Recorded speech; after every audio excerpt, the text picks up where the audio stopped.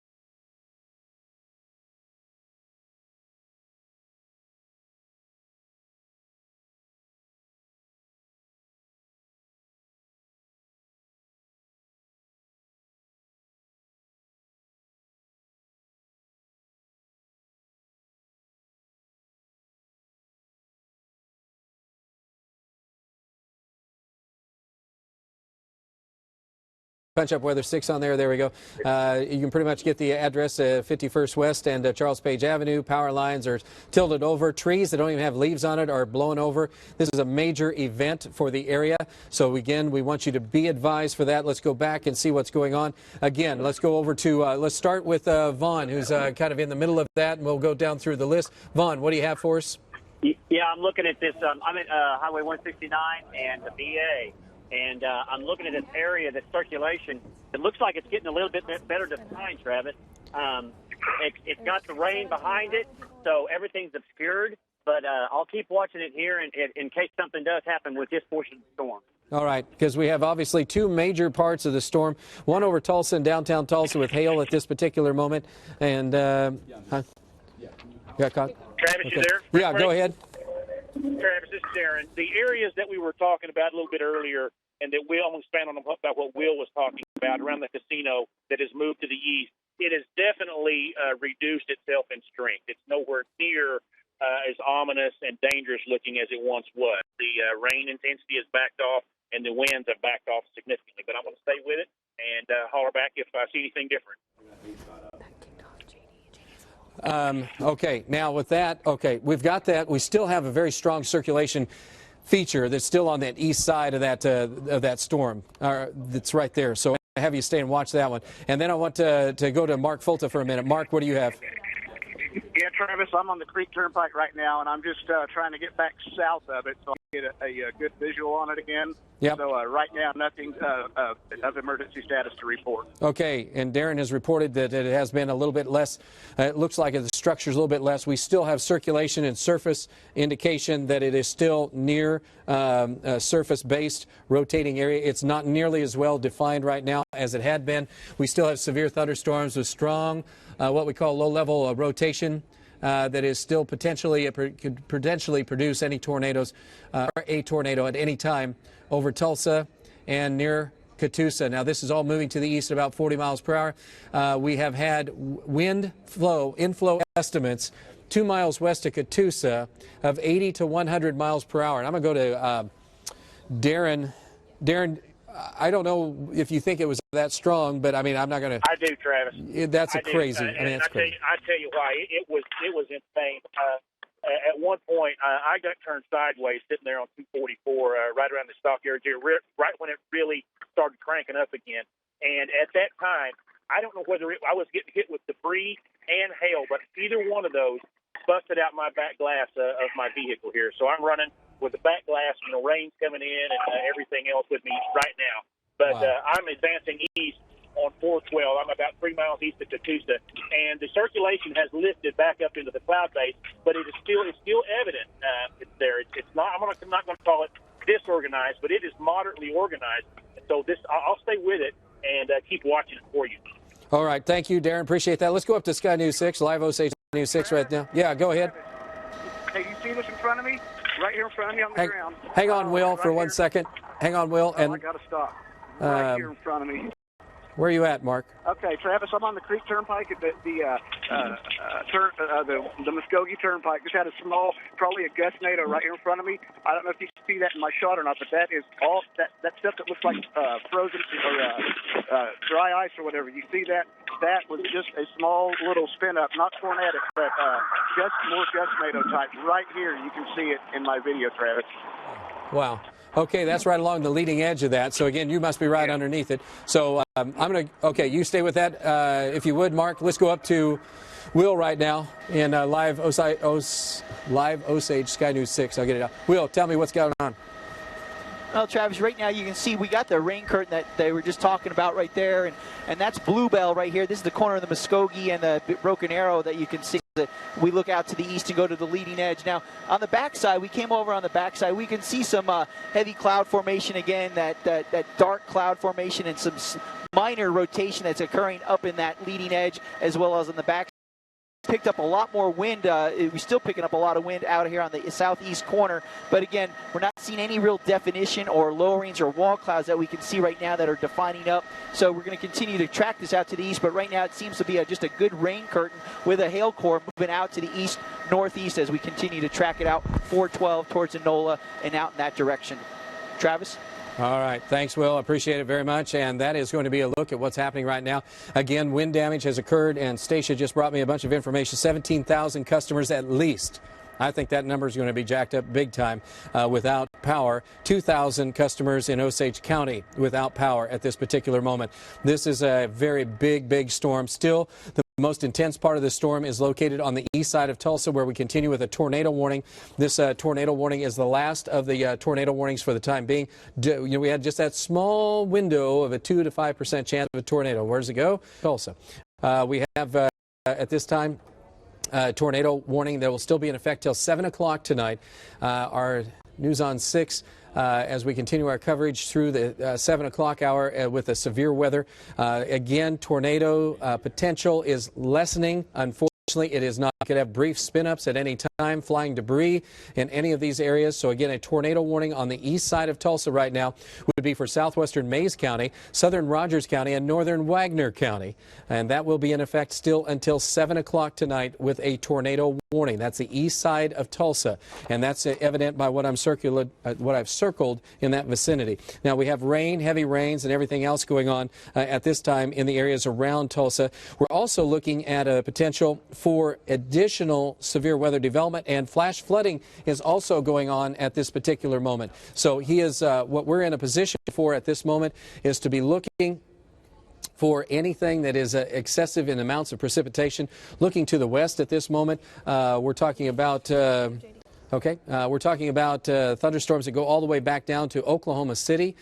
So there is a small window down around the Oklahoma City area where they're at right now, where some of our teams are located, Val and Allen. Then you have Bobby that's located just near this storm, and then Marty. So we're up and down the whole pike right now. So that's the situation as we have it right now in those areas. What we're going to do is I'm going to go back down into the southeast side of Tulsa, where the heavier thunderstorms are located now on the east side of town. Fortunately, if you're on the south side from Jinx south, you are okay, but you are going to get rain and thunder, lightning, and everything else. You see JD's location and relationship right now. We'll kind of highlight it. I lost him there. There he is on the Muskogee Turnpike, and then he's looking straight into the cell to the north. Let's go to JD right now. What do you have, JD?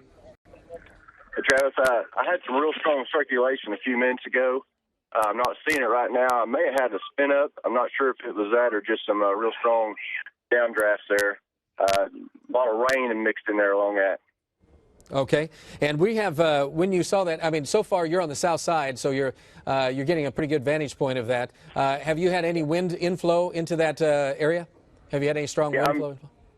Yeah, I did a few minutes ago. It's all outflow now. And there's just a lot of lowering scuds, so definitely need to keep an eye on it. All right, JD, appreciate it. Again, JD's on the south side as that continues to move east. Darren's further to the east on that as we look at that. Let's go back to Will in Osage Sky News 6 for another quick update. Will, you're kind of circling around the storm. Where are you right now in relationship to what are we looking at? Well, right now we're going to bring the camera around. We're looking back to the northwest. We're over here to the southeast, down by Oneida, so just north of Coweta at this time.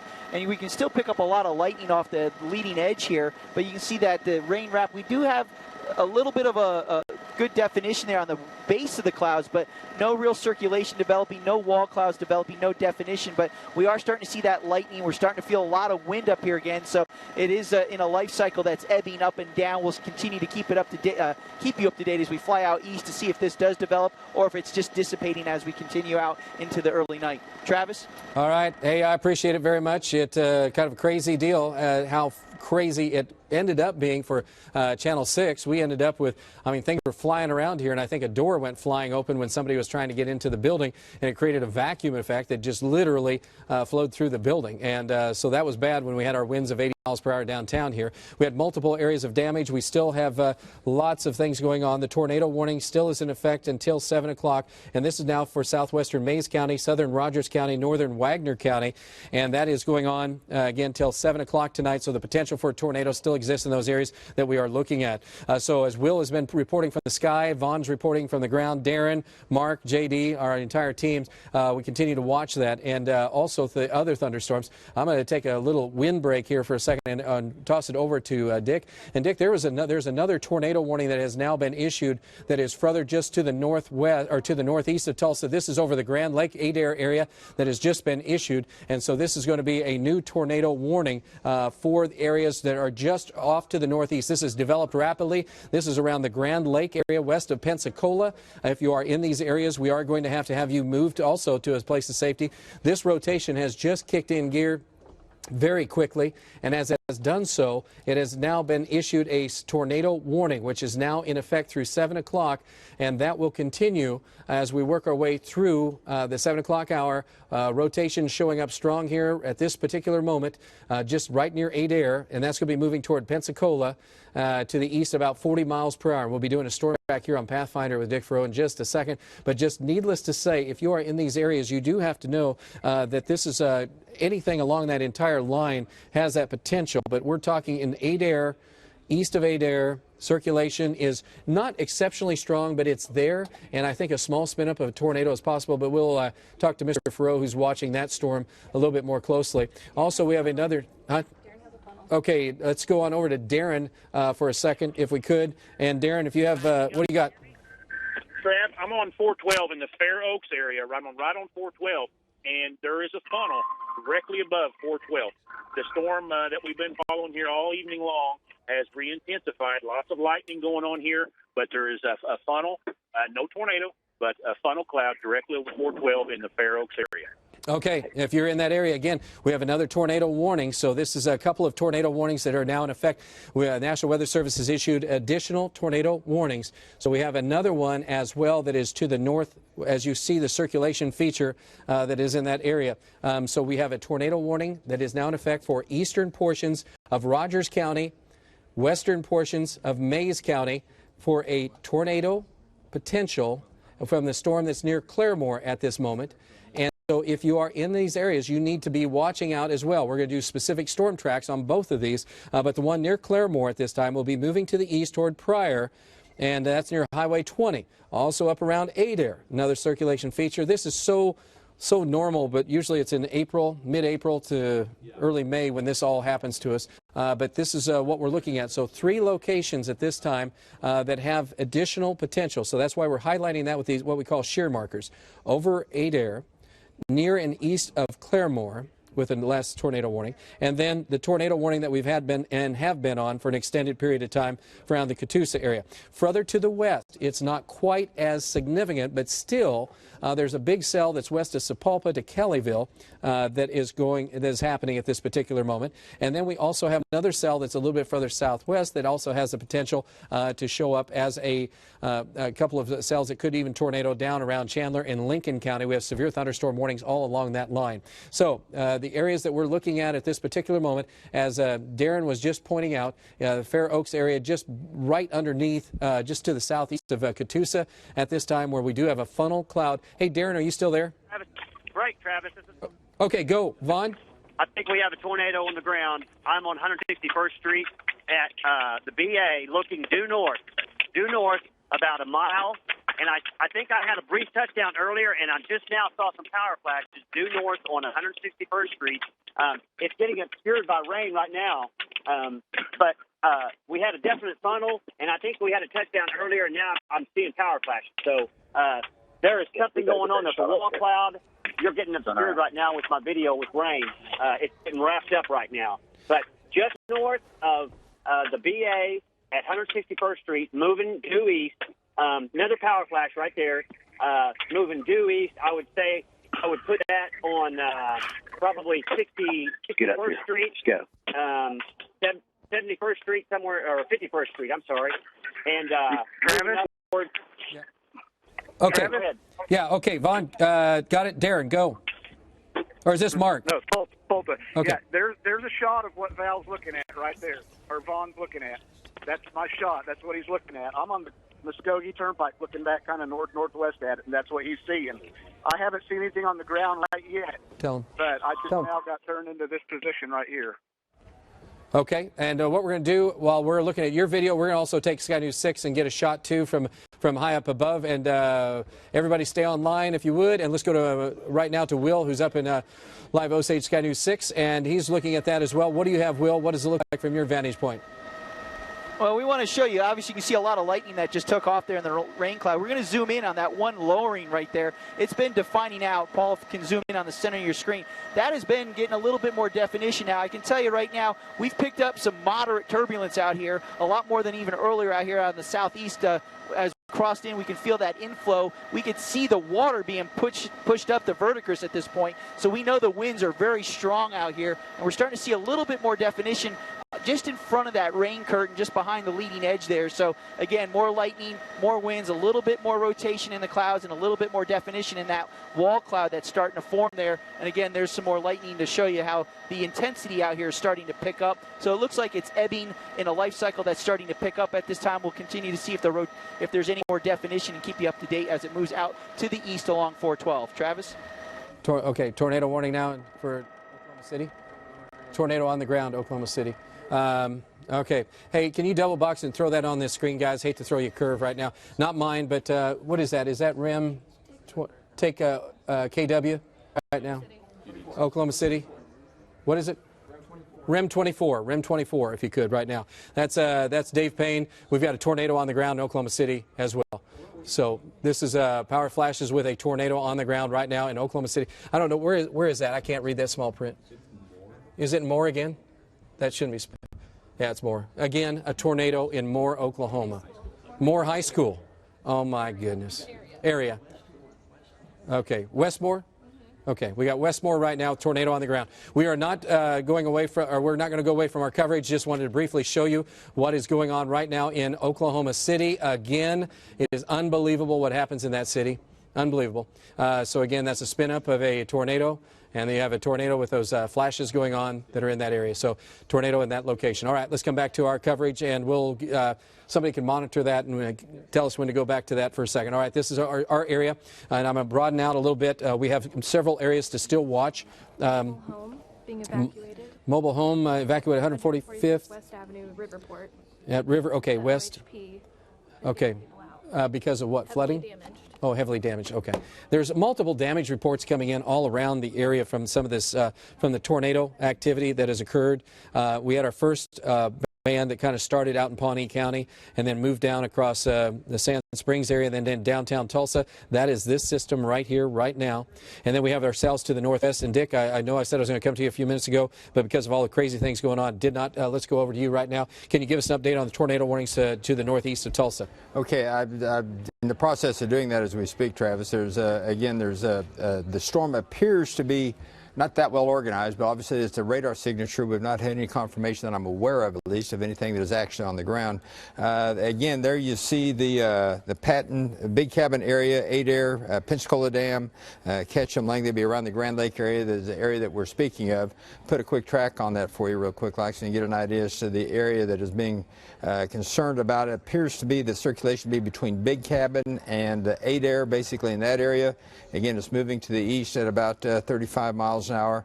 So there you see the areas that most likely be impacted. Disney around after 7 o'clock. Current time is about 6:43, so that gives you a little bit of a time for that. Again, this is a radar indication. We have not had, at least to the best of my knowledge, had any confirmation of anything actually on the ground with that particular cell. And we've had other very strong storms between here and there as well, which may be causing some wind damage as well. A storm that, for example, around Kiowa, east of Claremore up towards Sequoia and Foyle. Very strong storm also moving through that area, Travis. So there are a lot of other storms that are going on as well. There are, and Coweta right now has sirens going off for you guys. So again, if you're in the Coweta area, that is for the cell that it continues to move to the east, southeast, and that's the one that has just been a painful storm that just won't quit. It's near Inola. We have a still located in some of these areas, and from Fair Oaks. In fact, Darren should be with us. Darren, are you with us? Yeah, Travis, I'm still here if you can hear me. Okay, yeah. Are you along 412, and has anything changed? I still am. I'm still on 412. I just crossed over the navigational channel there at the port, and the area of concern is just to the east side of that. We're approaching Inola. The lightning intensity has picked up here in the past few minutes. We still have the lowering. I'm still going to call this a funnel. You know, in my opinion, we still have a funnel there, and that's evident by the amount of lightning, the amount of the convection that we're getting here, and real heavy winds flowing into this storm. Big hail. If you sit and watch it too long, that you'll get pelted by golf ball size hail at this point, not like what we've seen earlier today. But definitely, yeah, I've got a really clear view of this funnel off the north of 412. We're approaching the Inola area. All right. We also have one on the south side of Inola, too, where there is a bit of a hook pendant that is occurring associated with that as well, letting folks see kind of what we're looking at with a possible spin up on the south side of Inola, about 7 miles to 8, well, really more than that, maybe 11, about 12 miles south of southwest of Inola at this moment. So again, be advised for that. Also, Darren, I'm going to have you stay on that, keep an eye on that. Let's go up to Will in Osage Sky News 6 right now, and he's live, and we have, again, some more issues still up in the sky out to the east of Tulsa. Will, what are you looking at? What do we have? Well, right here, this is the verdigris, and you can see that's the Newt Graham lock system right there. That's right between Wagner and Enola as it moves up towards the north. And you can see that heavy rain curtain right here. Now, we've picked up a lot of inflow out here. We're getting bounced around quite a bit. Again, a lot of lightning that's off the leading edge. So again, we're still seeing this life cycle. Still looks like it's still trying to pick up, but we haven't seen a lot of rotation yet. We haven't only seen that lowering, but again, it lost a little bit of definition. So we'll wait to see if that redefines and how this continues as it moves out to the east and as we fall into night. Travis? All right. Hey, thanks, Will. Appreciate it again. Oh, man, it's awesome to have Osage Sky News 6 live in HD. And such great pictures up above, and our guys on the ground. Can't thank them enough for this. Again, as we look at what's happening, big picture as Mark Fulta is underneath a lot of this mess. Mark, what do you have for us and what's going on? You can see in my shot, Travis, a very well-defined lowering, but I just cannot tell if that's my location or not, or if that's just how it's wrapping around the northeast or the northwest side of the storm. But I haven't seen any power flashes under that right now, but it does look a little ominous. So if you hear me holler in a minute, I'll definitely feel if I see any power flashes. And let's go over to Vaughn for a minute. Vaughn has been kind of going back and forth on some of these storms. Vaughn, if you're with me right now, can you tell us, I see you moving up Broken Arrow Expressway on the east side of Broken Arrow. Where are you headed? Vaughn, are you there? Okay. I hear Vaughn, but he doesn't hear me. So what okay, if he's not there, okay, we will, we have those guys all located and go in different directions. JD, we have on this storm to the north. We also have Mark, who's watching this storm to the northeast. And we have Darren, which is right over here looking back. So I was trying to know where everybody is located and what's happening with that. Is JD on the line with me right now? JD, you're not there? Okay. All right. What I want to do is make sure that folks know that as we look at this storm track, and Dick has a look at that on Pathfinder right now, this is still a very impressive thunderstorm complex. We still have tornado warnings in effect for this area. This is running again on the south side of Inola. Here's a hook right in that vicinity. We do not have a major circulation feature right there, but it is just enough that it's concerning. That something could happen. Again, a tornado warning has been in effect for this area, and we're talking about this warning should be. We also had power outages to multiple feeders to the National Weather Service radio. We had a couple tornado warnings also, and tornadoes in northwest Arkansas besides one at Oklahoma City. And I don't see Oklahoma City right now having a. Do they still have tornado on the ground right now? Is that on the ground live? That's live. Can you also give me a side-by-side view with Oklahoma City for a minute? We'll go back to that. And okay. Is it, okay. And what we're going to do is this is Oklahoma City on the left side. This is not in Tulsa. This is still a tornado on the ground. This was in Westmore. I think it's still kind of in that location there that we're looking at. And I am going to back off just a minute so you can see the whole grouping of what's going on here. So the tornado warning is on the south side of Oklahoma City. And then we have our tornado warning here on the east side of Tulsa. We have the tornado warnings to the north that Dick was on for just a minute ago. Tell us a little bit. And Dick, I'm going to have you go back and update that in just a second, if you would. I'm going to just take a quick look down at Oklahoma City so folks kind of, if they have friends down there, this is the area. It's going right past the Moore area. I do not have the radar localized for Oklahoma City at this particular moment. Okay.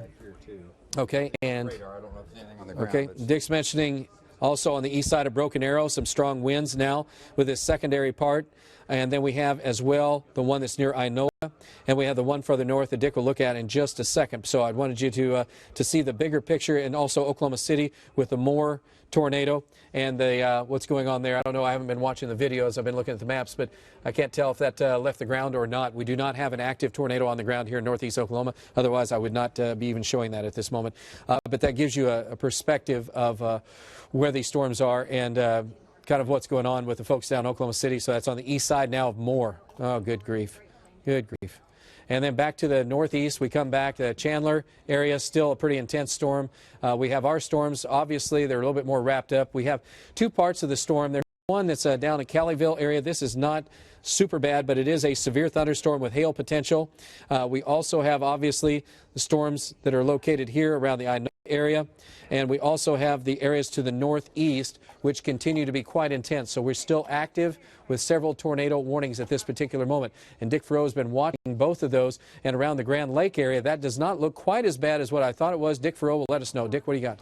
Well, I'm seeing the same thing, Travis. At least from what we're seeing on radar, it would appear that what circulation there was is no longer a very evident feature. We'll go ahead and put a track on. I'll use more of a line feature here just to give you an idea.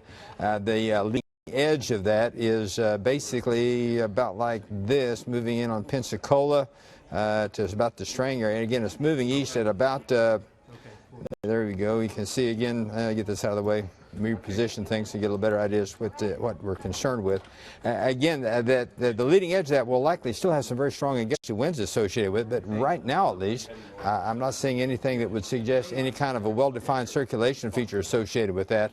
So at this point, again, we do have warnings that are still in effect, but I would anticipate that that will be allowed to expire.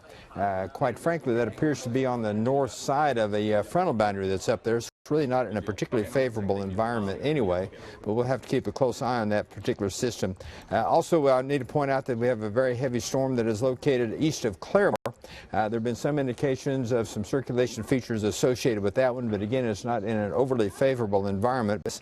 Hail and quite possibly some damaging localized winds may be occurring as that heads basically towards the Pryor area. And so those two storms that are over the north and more northeastern areas from the one that we've been mainly emphasizing still have the potential for causing problems with respect to hail and possibly some damaging winds. But from what we've been able to see on radar, and I'm not seeing anything else that would suggest that there's been anything that has actually reached the ground with respect to a circulation feature. So, yeah, you folks basically from the south end of Grand Lake, moving in on Pensacola as we speak, down towards Strang, Ketchum, Langley, that vicinity. You folks need to be aware that this storm has a potential for hail as well as some locally damaging winds and could cause a brief spin up. That is certainly a possibility. Same thing with the activity that is just to the west of Pryor. There's Harmony Star, for example. It'd be east of Tiowa now, northwest of Choteau. Excuse me, that storm also has a potential, at least, for causing a brief spin-up. We've not had any reports of anything that has actually touched down, but it certainly has a potential for some locally damaging winds and also hail, which has been a very real concern with all of these storms throughout the course of their history. So that's going to be a very real issue also over the course of the next next 30 minutes or so at any rate. There's the storm that Travis was just talking about, the one that's near Inola. We also have this one that's located just to the southwest of that, which could also be an issue. We've been seeing indications on radar that one potentially having some locally damaging winds as well. Main circulation appears to be just east of that, but again, this one is a concern. So those storms are obviously something we'll be keeping a close eye on over the course of the next few minutes as well. Actually throughout their life cycle. Again, looking further back to the south and west, here we are here in Tulsa, and as you can see, we're just getting widespread rain. No indication at this point of anything that would suggest any hail or any kind of additional issues. That extends down towards Sapulpa and Kellyville, and then back along I-44 back to the southwest of Stroud. Once again, we're seeing more showers or storms, and of course, further back to Oklahoma City area that Travis was mentioning earlier, where they've been also having their share of problems with respect to these storms. Again, the one that looks to be the most intense, actually I would say is a couple of cells, Travis, would be the one that's moving basically right along the Inola area there, right around the Highway 412 area, and the one that's immediately to the southwest of that. This one still has some concerns, at least for me. It looks like it may cause some problems. That would be just east of the Broken Arrow area. It'd be well south of Highway 412, but as it moves on eastward, that one can also cause some locally damaging winds at the very least, and quite likely some hail concerns also. So those are both going to be some issues that we'll have to keep a very close eye on. Speaking of hail concerns, let me just show you real quick like what we are watching with respect to the hail associated with these storms.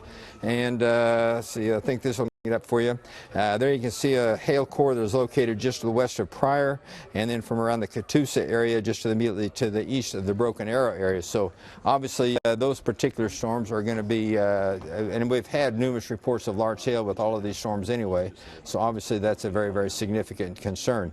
As far as the winds are concerned. I'll just give you a quick look at the velocities. Again, nothing that looks overly impressive with respect to the potential for a real well-defined circulation, but certainly some damaging downburst winds or straight line winds, which has really been a major concern anyway, Travis, with these storms, because we've had the straight line winds have tornado strength, which will do just as much damage in some cases. Yes. And so it's been kind of quite frankly, it'd been better if it would have been a tornado because it'd be confined to a very small area. True. The same wind speed, you're right. Yeah, it'd be confined to a very, very small area. Obviously, the damage may be a little worse in that location, but I mean, now we've got much more widespread damage to deal with because of the larger nature of all the winds. Yes, and we're at 22,000 and going up on customers. Yeah, lots of power outages, and of course the hail. It's also been a problem that's been going through. I'm afraid to go out in the parking lot. I don't know about you. Not wanting to look at anything out there. Oh boy, around eastern Oklahoma, we are still watching and monitoring everything going on. Oklahoma City, I don't know. Is a tornado gone from Oklahoma City, guys? Looks like it is. It's still going on? Okay, let's go ahead back down to Oklahoma City for a minute. Look at this. Oh, no, it's there. Oh, my goodness. There's a live shot again as you look at it from our helicopter. Osage Sky News 6 Live 2. And that's the tornado again, and once again, down and more with more damage going on. This is not a big tornado, but it doesn't matter. Just to see a tornado in that town is just ridiculous. You see, trying to see what that must be debris flying. I'm looking at a monitor a little bit ways away from me. Isn't that debris? Looks like it. That white stuff, or is that lights or something? There's a tornado. Okay, so you see the lights and so the debris. It's a very small tornado, but it doesn't matter. It's still a tornado there. We have gymnastics place in West Tulsa. 60 people were inside. Okay, gymnastics place in West Tulsa, and there were 60 people inside. They're all accounted for with children. Took shelter. And Hard Rock Casino evacuated employees, guests down to the basement. Okay, the Hard Rock Casino evacuated down to the basement. So good stuff there. I mean, everybody did what they needed to do early in the season. I mean, this can happen in March. This can happen in February. But to just watch this happening again already, and the season's just barely getting underway. We've had a kind of not a record low number of tornadoes. Dick Farrow was showing that we were in the did last year, and for the month of March so far, it's been a very non-existent, almost non-existent for. And so this has changed that statistic very quickly, as is Oklahoma. All right, I'm going to go to let's go back to Viper here in Tulsa and show you what's going on. So one tornado warning. Let's go on up to Osage Sky News 6 in Tulsa, and let's go to Darren, excuse me, not Darren, but to Will, who's right now on the storms that are on the east side of Tulsa, and right about where Darren's located. We're going to go to Darren next, and then we'll probably go to Vaughn after that. So let's start with Will. If Will's there, Will, tell us what you see. What's going on? Well, you can see the lightning right there lighting up some of the lowerings that we're seeing inside that rain curtain that we're looking at. So we're just keeping an eye on things out here. Okay. Everything right now doesn't have any definition. It looks more ragtag, a lot of scud lowering. We don't see any defined wall clouds at this point. We're looking off the north end. The inflow has decreased dramatically from where we were at earlier when we were getting bounced around out here quite a bit. But you can see just a lot of scud on the back side of this rain curtain. The front end there, you can still see a defined ceiling, but it's raised up to about 2,000, maybe 2,500 foot, so it's raising up a little bit again. It looks like the life cycle right now is starting to weaken as it moves into nightfall. We'll see if it continues to develop or gets stronger as it moves out eastbound, but right now we're just along 51 between Coweta and Wagner at this point, looking due north towards that Newt Graham lock as it continues to move towards 69 and the Choteau-Maisie area as it moves eastbound along 412. Travis? Will, thank you so much. He's been flying seemingly forever there. Thank you. And again, what we're looking at is a continuation of the tornado warnings. They're still going to stay with this because of the danger potential that's going on near Inola and what's going on there. Inola, as spotters are trying to say that I'm not going to say trying, they are reporting a tornado near Inola. Let's go to Darren right now. Darren, we've got that. Do you see it or not?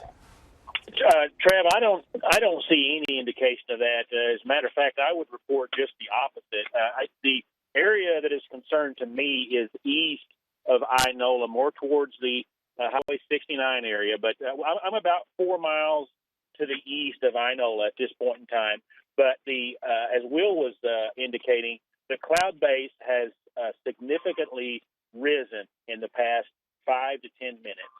However, yeah, the lightning intensity is still there around this circulation that I continue to watch, and it'll pulse. In other words, it'll get stronger for a few minutes, and then it'll get kind of lazy, and then it'll get cranked back up again. Right now, we're in one of those periods where it's kind of lazy, and so hopefully it will continue that and dissipate out so we can get on to normal business. Okay. And that's and again with that tornado warning, we're still running a tornado warning now until 7:30. They've just extended the tornado warning for now northwestern Cherokee County. So we're taking it all the way to Cherokee County now with this cell. Southern Mays, extreme southeastern Rogers County. Basically, we're right there right now at the Inola area, and then extending through the northeastern Wagner County.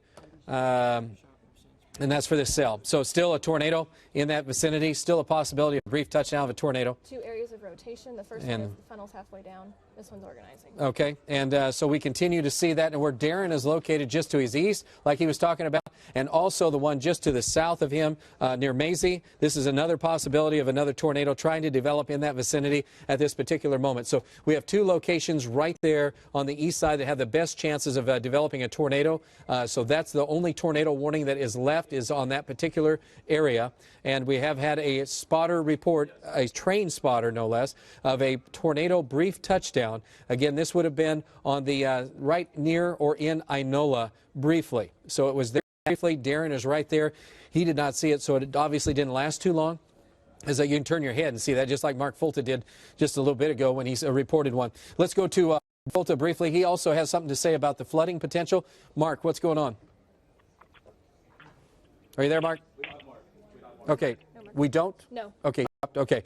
And so we have a couple of pictures, too. We're going to talk to the news department in a few seconds, our news staff, because they have a lot of stuff. I wanted to point this out, what's going on. There's pictures of there's damage from several different locations. This is serious damage when we see this type of stuff. This is from 16th and 145th West Avenue. And when you see that mobile home area was struck at this time, injuries have not been reported that we know of. But this was a big-time tornado. It was rain wrapped for a while. Our guys could not see it. And we have some live video coming into us right now from... Okay, this is... Okay, Emery is live right now in that area. And Emery, if you're there, he can't... Okay, I got you. Sorry, I missed that. He's looking right now at what happened in this... looked like a mobile home park, and multiple mobile homes were hit. Again, this would have been at 16th Street and 145th West Avenue. That's just west of Sand Springs.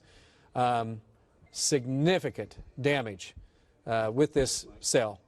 We had a 5% chance of a tornado, and it just came right through this area. Absolutely amazing. And this is a serious damage. Of course, in mobile homes, manufactured home is what we call it.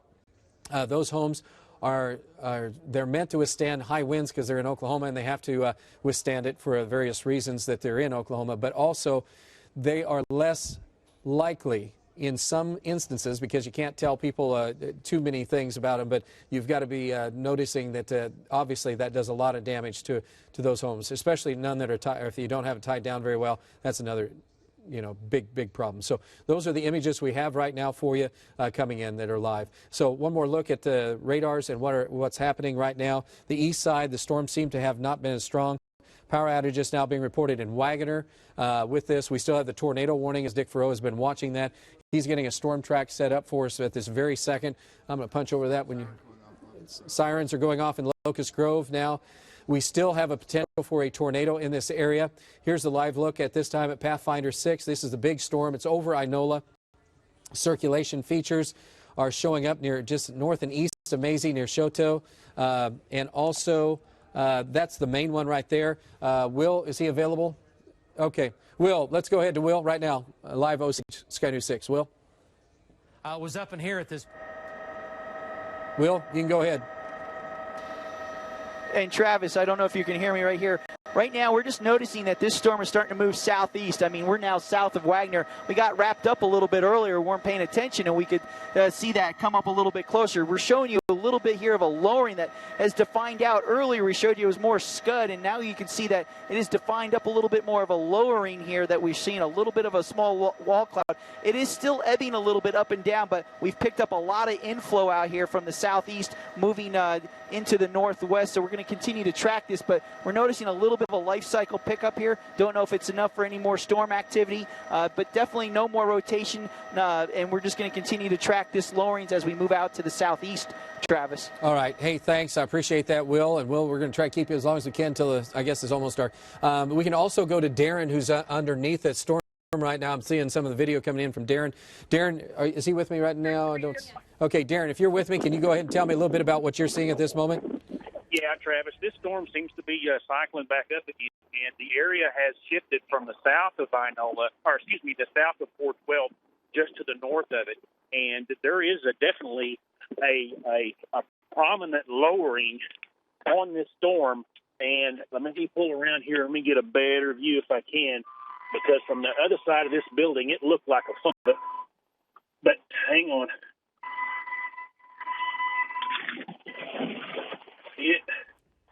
I don't know if y'all can make that video out there. It has definitely, here in just the past 90 seconds, it has got crazy. There's a funnel right there. It's white. It's hard to make it out. I see it. We see it. And that's, where are you? And I'm going to go back to the other radar. Okay, I see you right there. Right, Travis, are you looking west? I'm looking to the northwest, and I'm on 412 at 250 road, farm and north-south 4250 road on 412. Run that past me. What road was that again? Sorry. 4250 road. Okay, got it. I am 3 miles east of Inola. Yes, 3 miles east of Inola. Yep, and you're looking right back to the northwest? All right. Yes, we're looking to the northwest. All right, I see it there, and you got is that funnel halfway to the ground? We've got another report of a funnel. Yes, it is halfway. Halfway to the ground, also by another ham radio observer too. All right. This is a. Just don't go that way. He's giving information about being safe. Let's go back. I'm going to look at the storm track. Dick Farrow just put this in. Here's the storm track. And, Dick, could you move that Pathfinder? Well, there it goes. There you see Paradise View. Just got an update. Murphy, extending Cedar Crest at 720. And then I'm going to bounce that up just a little bit so that we can see it a little bit if I find the mouse. It is located, and then Pegs. You can see Pegs on there coming in at 731. So again, that's for that cell right in here, moving to the east. That is a wrap-up going on. We still have a couple of lines of strong storms on all areas as that moves to the east. Tornado warning continues in effect for that particular area. So you guys, if you're in there, just be very, very careful, as Darren was just reporting a few seconds ago, and as live Osage Sky News 6 was doing as well. Let's take a look from, while Will still has a chance to help us out a little bit, I want to go back to Will for just a minute and have him get one more vista, because I can see it's getting quite dark at this moment. Will, if you're there with me, can you give me a shot of what you're looking at and what you have? Correct. Right now we're on the west side of Fort Gibson Lake, just to the southwest or southeast of Wagner. That's Wagner you're showing there. We're going to go ahead and pan out to the right. We'll show you the leading edge of this as we're coming out on the right side. Again, it is still a lot of rain, a lot of activity out here. We just got a really good downdraft that pushed us down a couple hundred feet, and you can start to see that the rain curtain is still there, but not quite as thick as it was earlier. As we move out to the west now, we'll show you off the leading edge as we continue westbound. If we can move the camera to the left there, Paul, we're going to show you some where we're looking at some definition that we had earlier right there in the center, but again, it's starting to lose its definition a little bit. So again, we're not seeing that definition like we did earlier. We still seen a lot of activity out here, so we're not quite sure where it's at in the life cycle. We've seen it ebb, go up and down, but it's still staying at a pretty constant pace right now. A lot of lightning, a lot of wind, but no definition in the clouds, in the circulations, or in a wall cloud yet. But we'll continue to keep you up to date as we continue to move east, southeast, just through Wagner. Wagner and continuing almost towards Tahlequah, maybe just to the north of Tahlequah at this time, Travis. All right, Will, appreciate that report. Just getting a report from Denny, who is on the south side there. He said he has some 80-mile-an-hour wind flow, 89-mile-per-hour wind gusts 3 miles south of Choteau with this. So again, there's still some surface winds that are extremely strong with that. And so it's a condition in which we want folks to realize very, very dangerous near Choteau. Speaking of, let's go back to Darren for a minute. I'm looking at his video and I see it flying in rain or whatever. Darren, what do you have going on right now? Is that hail or rain? That's rain, Travis. Okay. The hail is just fixing to start, but just due north. If you look straight out the video, that's the area of concern. And every once in a while, we'll get a lightning strike, and you can still see it. So I still know it's there, but I cannot confirm if we have anything on the ground. The last time that I saw it, it was about halfway to the ground. It was a funnel, about halfway to the ground. All right. And what does it look like? Are you looking west or are you looking east right now? Sorry, or north? I'm looking due north. Due north. Okay. To your east right now, just to your east, it's wrapping up just near Choteau or southeast side of Choteau. If you can, kind of watch that and kind of backtrack a little bit on 412 to the east if you can, because I'm afraid that could spin up near Choteau. If you're near Choteau right at this minute, we do want you to watch out because there's several areas of rotation right in there, and there seems to be a couplet that has formed on the southeast side of Choteau that looks like it could start to create a possible tornado. That would take it toward the Murphy area and just on the south side of 412. So I do want you to be very careful, Darren, but anybody that's near Murphy, Cedar Crest, Ballou, or just to the west of Locust Grove, that is a location in which we're concerned as well. Those are the main locations where we think that something is wrapping up at this moment. And as far as, let's see, we have, I was looking for, got so many monitors here. I have, what is Live Osage Sky News 6 doing right now? They flying? I can't tell if they're hovering. Are they flying? What are they? They're flying. Okay, are they? Okay. I wouldn't mind going back to Will for just 1 second, see if he sees any of that. To the west at this time, you can still, that's the leading edge of the storm that you're seeing there. And we're looking kind of north, just over Wagner that you can see on the bottom where the lights are. That's Wagner in the center of your screen on the ground. So we're looking more to the north, slightly to the northwest. And again, this is the leading edge of that storm. A lot of activity, a lot of lightning here, and still a lot of wind out here. We've noticed kind of redevelop in the last 20 or so minutes. Travis? Okay, that is, I'll tell you what, that's just a terrible, it's still a terrible storm because we've had windows knocked out of many vehicles that are in Tulsa because of large hail. We have still 80, maybe near 90-mile-an-hour winds here for you guys near Choteau. So you guys have to be aware that this is the main storm for the event. Dick Farrow is pointing out some of the data that's coming in. Hopefully before too long we'll be able to go back out and look at some of the information that we have as well from all the damage. We have our news anchor sitting here just waiting for that. We have just heavy rain and a severe thunderstorm warning in effect for Tulsa County right now. Very heavy thunderstorm from Sapulpa to Glenpool to Jinx. Another very heavy thunderstorm on the east side of Broken Arrow. These are not bad thunderstorms, just strong to severe, which usually would be considered bad, but today bad means a big old tornado, and so we're fairly fortunate with that there. Now, a little bit further down to the southwest, for you folks who are just southwest of us, you are going to get hit with a thunderstorm that's quite intense in the southern portions of Creek County and northern portions of Okfuskee County. This is a pretty intense cluster of storms right in there as they continue to track to the east-southeast. And this is going to turn into one big line of storms.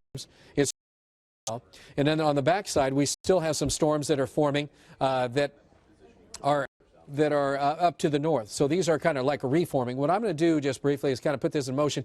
So if you're watching us, you can have a feel for that. And then Dick's going to do a storm track on that storm that's near Choteau for us on Pathfinder, and he can give us an update on that. Also, as we're looking, we do have a tornado warning that continues in effect until 7:30, as I mentioned. That's for northwestern Cherokee County, southern Mays County, extreme southeastern Rogers County. Really, extreme southeastern Rogers County is out of the mix now.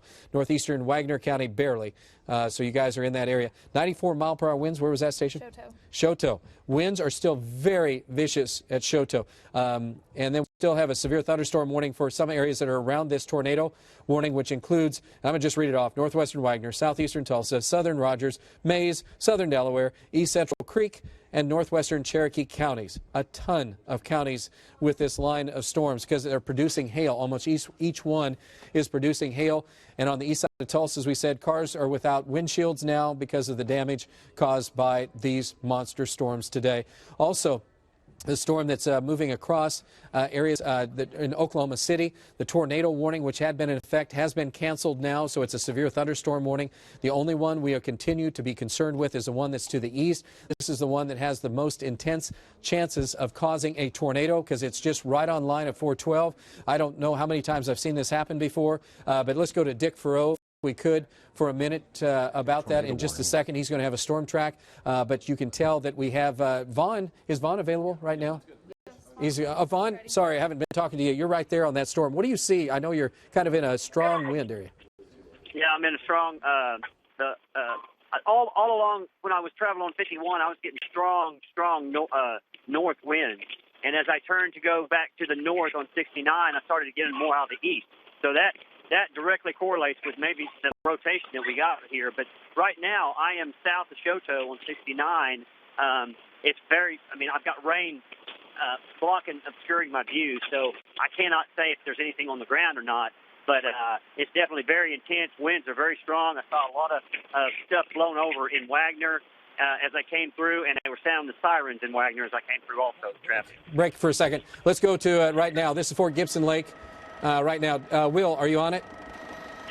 Will, Travis, we're right here. Yeah, we're showing you right here. You can see we're going to pan out, and actually you can see the wind behind it. But earlier it was like a good little gustnado that was coming through. And look at the winds on that lake in this area. This is talking about those heavy winds. And earlier, just as you saw, we could see the rotation of that coming through the lake and coming through. Now, again, we don't see anything coming down from the ground, but you can see the rotation as we come in there.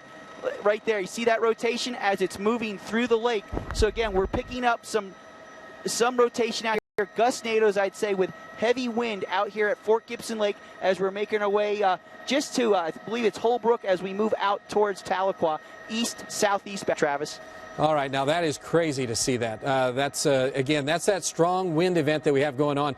Vaughn, I'm going to go back to you in just a minute, but we had to take the video while we have it. Again, this over Lake Fort Gibson. This is the flow of this is wrapped up and coming around. So a brief spin up at any time is very possible, just like Will had for us. Will, thank you very much for that. Again, that was over Fort Gibson Lake as that's whipping around, and it's one of those situations, and this kind of gives you an idea. These little circulation features with these little red and greens and occasional spots like that, those are those areas that Will is talking about where we can have a rapid increase or changeover. And let's go on over to Vaughn. Vaughn, I had to cut you off there because we had some video coming in. What do you have for us right now? What are you seeing again?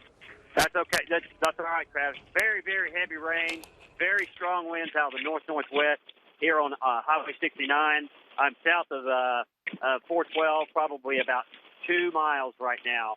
So I'm going to turn and go east on 412 and see if I can't get back in front of this, Travis. All right. I appreciate that very much. We are going to go right now over to Dick Farrow for a second, and he's going to give us an update on the storm track for this particular area. I think there's a tornado, or there's going to be a couple spin-ups if there isn't one right now. Dick?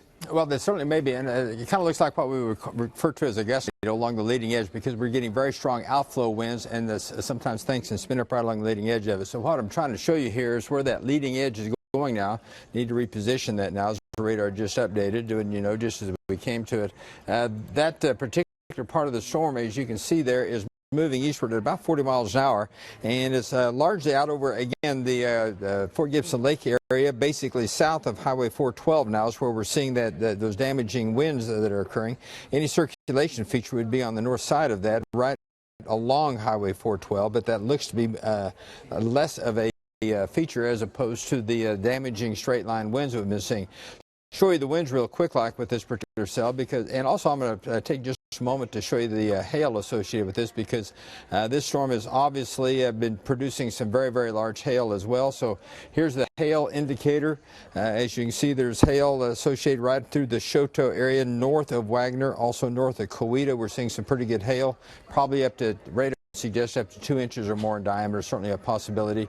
And as far as the going back to the regular reflectivity now, we'll put this into motion for you so you can see again how things are moving. You can see that eastward movement at about 40 miles an hour. And I might point out, not only is this particular part of the storm a concern, but we're also seeing some very strong winds that are moving, approaching the Highway 69 area north of Wagner, between Wagner and Choteau. This particular part of the storm, although we've been kind of has not received the attention that the main circulation center has, still has the potential for causing some locally damaging winds. So from Wagner up to Choteau, just west of Highway 69, that activity is also moving eastward, and that has a potential for causing some locally damaging winds. Again, this whole system has had quite a history of producing very, very strong straight line winds, as well as occasional tornado force winds with the tornado spin up, as well as the very large hail that we've alluded to that has caused a lot of damage around the area. So we're still dealing with a number of issues with respect to all of these storms, and again, this is going to continue to be a problem for probably another 30 minutes or so. I'm going to take a little bit of a larger view just real quick, just to show you that it's kind of lining out now. The storms, again, not as well organized. What we'll be watching for is for one storm to potentially become more dominant. Right now we have this cell, we have this cell, we have this one, we have a whole bunch of them that are kind of lined up from northeastern Oklahoma all the way back to the Oklahoma City area, and everything again is moving in a easterly direction as a general rule. Again, to put this into motion for you, you can again see how the warnings have transpired because of that. There's also been the very heavy rainfall associated with those, as there's been a certain amount of training that's been occurring. I've not got any rainfall reports as yet, but no doubt that has also been an issue for at least some locations. So that kind of gives at least a little bit of a larger view with respect to what else is going on elsewhere in the viewing area. A little bit larger view yet. You can see clear back to Oklahoma City, the line of storms. Northern Arkansas, quite a line of storms. The backside of it, not going to be a problem. There will be some showers, maybe a few rumbles of thunder and that sort of thing, but we're not going to be too concerned about that. It's going to be these areas along of and in advance of that line as it moves on towards the east and southeast as we go through the next several hours. And again, the one that we're most concerned about right now is the cell that again is moving in just basically just southwest of Locust Grove, is moved east of Choteau. This particular cell here, this one may also be causing a problem with respect to some damaging winds between Choteau and Wagner, and the potential also exists between Coweta and Inola, a fairly heavy cell moving through there with the potential for some hail and damaging winds as well. So still kind of a busy time. Things should begin to hopefully settle down to some semblance of normalcy here in the next few minutes, but I've thought that before and it hadn't happened yet, so we'll see. I know, isn't that the truth? Yeah. Thank you, Dick. Appreciate it. New severe thunderstorm warning, kind of reissuance right now. That'll be for Adair County. Really, it's for the areas of northwestern Adair County, northern Cherokee County. That's for this system that you're looking at right behind me. Those bright colors just mean a lot of wind, a lot of rain, and everything else. And that also includes southern Delaware County, southern Mays County, southeastern Rogers, and Wagner County. That's now extended till 8 o'clock. We're at 7:22 at this moment. So we do have a lot going on. We also have as well a lot of information and data that's coming into us. And if you would, I just pushed the wrong button there, didn't I? What I'd like to do is also look at the, so you see what's going on here on Pathfinder. You can pretty much see that there's a couple of waves that are kind of flowing up. Dick was telling about this one. We're going to go over to the news anchors in just a minute, since I know we have a live shot available to us. And we're going to, you can see the Choteau. There's a line here. There's also one back toward Coweta. These are kind of rotating and pulling on up across areas, and so that's why we continue with a tornado warning in this vicinity for the folks just to the east. These could rapidly expand. We're most concerned with the one that's now just east of Cedar Crest near Ballou and just south of Iron Post. That has the best chance of spinning something up to just to the south of Locust Grove. So this whole zone right in here seems to be one of the higher areas that we could have a brief on the leading edge of this. So this is a very serious situation. We have an outflow as well from these thunderstorms that Will had. And Will, I'd like to go to Will for a minute. He has to get some fuel. So Will, I'm going to take a look with you if we could and talk a little bit more about what's going on. He's right now Well, Travis, right now we're up off the leading edge, and the winds have calmed down out here. We were getting bounced around quite a bit. We did pick up another gustnado on the lake after our last hit. We were able to track that a little bit. It's staying right around the lake. This is the leading edge now. We are on the east side of Fort Gibson Lake, moving, like I said, east-southeast towards Tahlequah at this time. The winds have not as much of an inflow right now, so it looks like the life cycle might have ebbed a little bit as we look out on the leading edge anyways. A lot of lightning up to the north, but not much off the leading edge that we saw here to the east-southeast like we did earlier. We're going to go ahead and pan to the left. You can see the lowering, and you can still see a good rain curtain there right on Fort Gibson Lake, and you can see Fort Gibson right there in that bright spot of lights. That is the town of Fort Gibson right there, and the lightning off to the north. We haven't seen any definitions of lowerings or anything like that. There's a little one right there, but it's not really well defined yet. We were able to peek in and look at that. We've been keeping an eye on that one that you see in the center of your screen and seeing if that will develop into anything. But right now, just a lot of scud layer, a little bit of rotation, but not much and not a lot of definition out here just yet. Travis? All right. Thank you, Will, so much. Let's go get some fuel. And I'm afraid we're going to need it. And, of course, we'll have an update with Will in the morning as well, because he's got to cover all the different damage paths. Here's a look at the only thing we want to show you, and then we're going to go on over. Terry and Craig have some information for us, because we spent all the time talking about the weather and not the damage from the weather. This is an area we're very concerned with. If you're near Pegs right now, this could spin up into a tornado at any given time. So if you are here, which is Pegs to Trista, and then extending back a little bit to just near Locust Grove on 412, we want you to be very much aware that this could very easily change over to a tornado. Right now, I think you'll get some 60, 70-mile-an-hour winds. This is, and I would even say 80, 90-mile-per-hour winds at this particular moment. So if you are just south of Locust Grove, we have a hail core at Locust Grove at this particular moment. We also have at this moment strong damaging winds, and that goes from Pegs back up to Locust Grove. That is headed again into areas of eastern Oklahoma, and I'm afraid that we'll have power outages and potential spin-ups of small tornadoes going along that way. All right, we've talked about tornadoes, we've talked about winds. We still have a possibility of a tornado there as we look into portions just to the east of Tulsa at Locust Grove of 412 down to north of Tahlequah. Let's go on over to Terry and Craig right now with some more information, you guys. All right. Thank you so much, Travis. You guys Thank have done Travis. a terrific job. Absolutely. We want to remind our viewers, too, we want to assure you that we will immediately go back to our warn team if the situation develops. And as you can imagine, we have crews all over the city right now checking on these many damage reports that are coming in.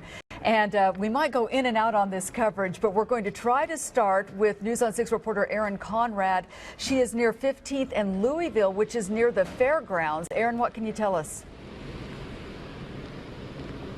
All right, Craig and Terry, what we found over here was, if you look behind me, I'm going to point to where this tree has completely uprooted right here at 15th and Louisville, right at this house on the corner. It is completely, if you want to turn with me, blocking the street here, Louisville. It's completely blocking traffic.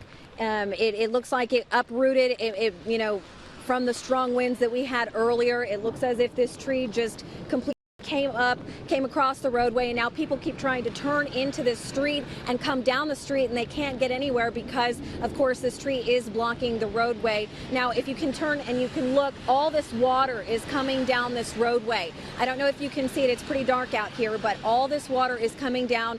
This is what that rain that they're talking about that's kind of keeping the streets, I wouldn't say flooded, but definitely keeping streets slick and making some pretty big puddles that you could hydroplane in as you're driving along here in the Midtown area. But again, it looks like the winds got pretty bad around this area because, again, like you saw, this tree was completely uprooted, and it's a pretty big, hardy looking tree, just came right up with its roots and is across this roadway. So it looks as if the winds got pretty bad in this area, Terry and Craig.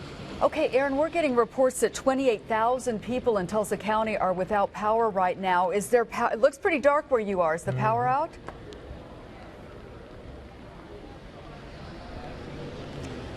I don't know that, Erin. Okay. All right, Erin, we will check back with you. We've got some other video we want to show you right now. Yeah, obviously it's a situation where things are going to happen right now with all the breaking news. We want to show you some video that our News on 6 reporter Emery Bryan shot a little earlier this evening. Take a look at this. This is a mobile home park off 145th West Avenue in Sand Springs. Now, at some point, The tornado was headed down the Keystone Expressway. We've also had winds in excess, in some cases, of 90 miles per hour. But as you can tell from that mobile home park, extensive damage to those homes. And you know, we've been getting, as I said, many damage reports. Fortunately, we have not heard, to my knowledge, of any injury reports. So that is certainly some good news this evening. And I want to once again mention 28,000 people without power in Tulsa County, 2,000 in Osage County, and 1,000 in Wagner County. But those numbers have been going up. It first came in, and I think it's 17,000, and it's been creeping up. So that could well go up as continually. And you know, you nailed it. We've had tornadoes. We've also had softball-sized hail, strong winds, even gustnadoes. This is from Osage Sky News 6 HD. This is at Fort Gibson Lake, and pilot Will Cavanaugh caught these images flying there. This, maybe 20 minutes ago or so, you could see that in the water, the gustnado. It's just crazy. These things develop so quickly. They certainly do. That's why everyone needs to stay aware. And we're going to take you back to Travis and the guys in the Weather Center now so they could give us the very latest on these changing conditions. Yes, and we have a tornado near Peggs like we were afraid. That is continuing for you guys. Again, if you're near the Peggs area and you're picking up our signal, this is going on right now. New tornado warning just issued for the Peggs area as we continue to have a tornado near and southeast of Peggs, moving to the east at 40 miles per hour. It continues to be the same thing. Our spotters are continuing to show those things. Darren has been on the line with us for a while. Is that Darren or Vaughn now? Darren? Okay, Darren, are you with me right now? Yeah, Travis, I'm still traveling east on 412 trying to catch it, but I cannot report anything new for you. Okay, and that is just on the east side, again, of the areas in which we are very concerned. Thanks, Darren. I'm going to let you go so you can drive careful because he's driving without a back window right now. So it's not a good thing for him to have to. It's a little drafty and rainy, I would imagine, there. Now, let's look a little closer on what's going on with this, though we have multiple locks on this storm, so you can kind of see what that looks like. And as you look at that, that kind of gives you an indication of where this is located.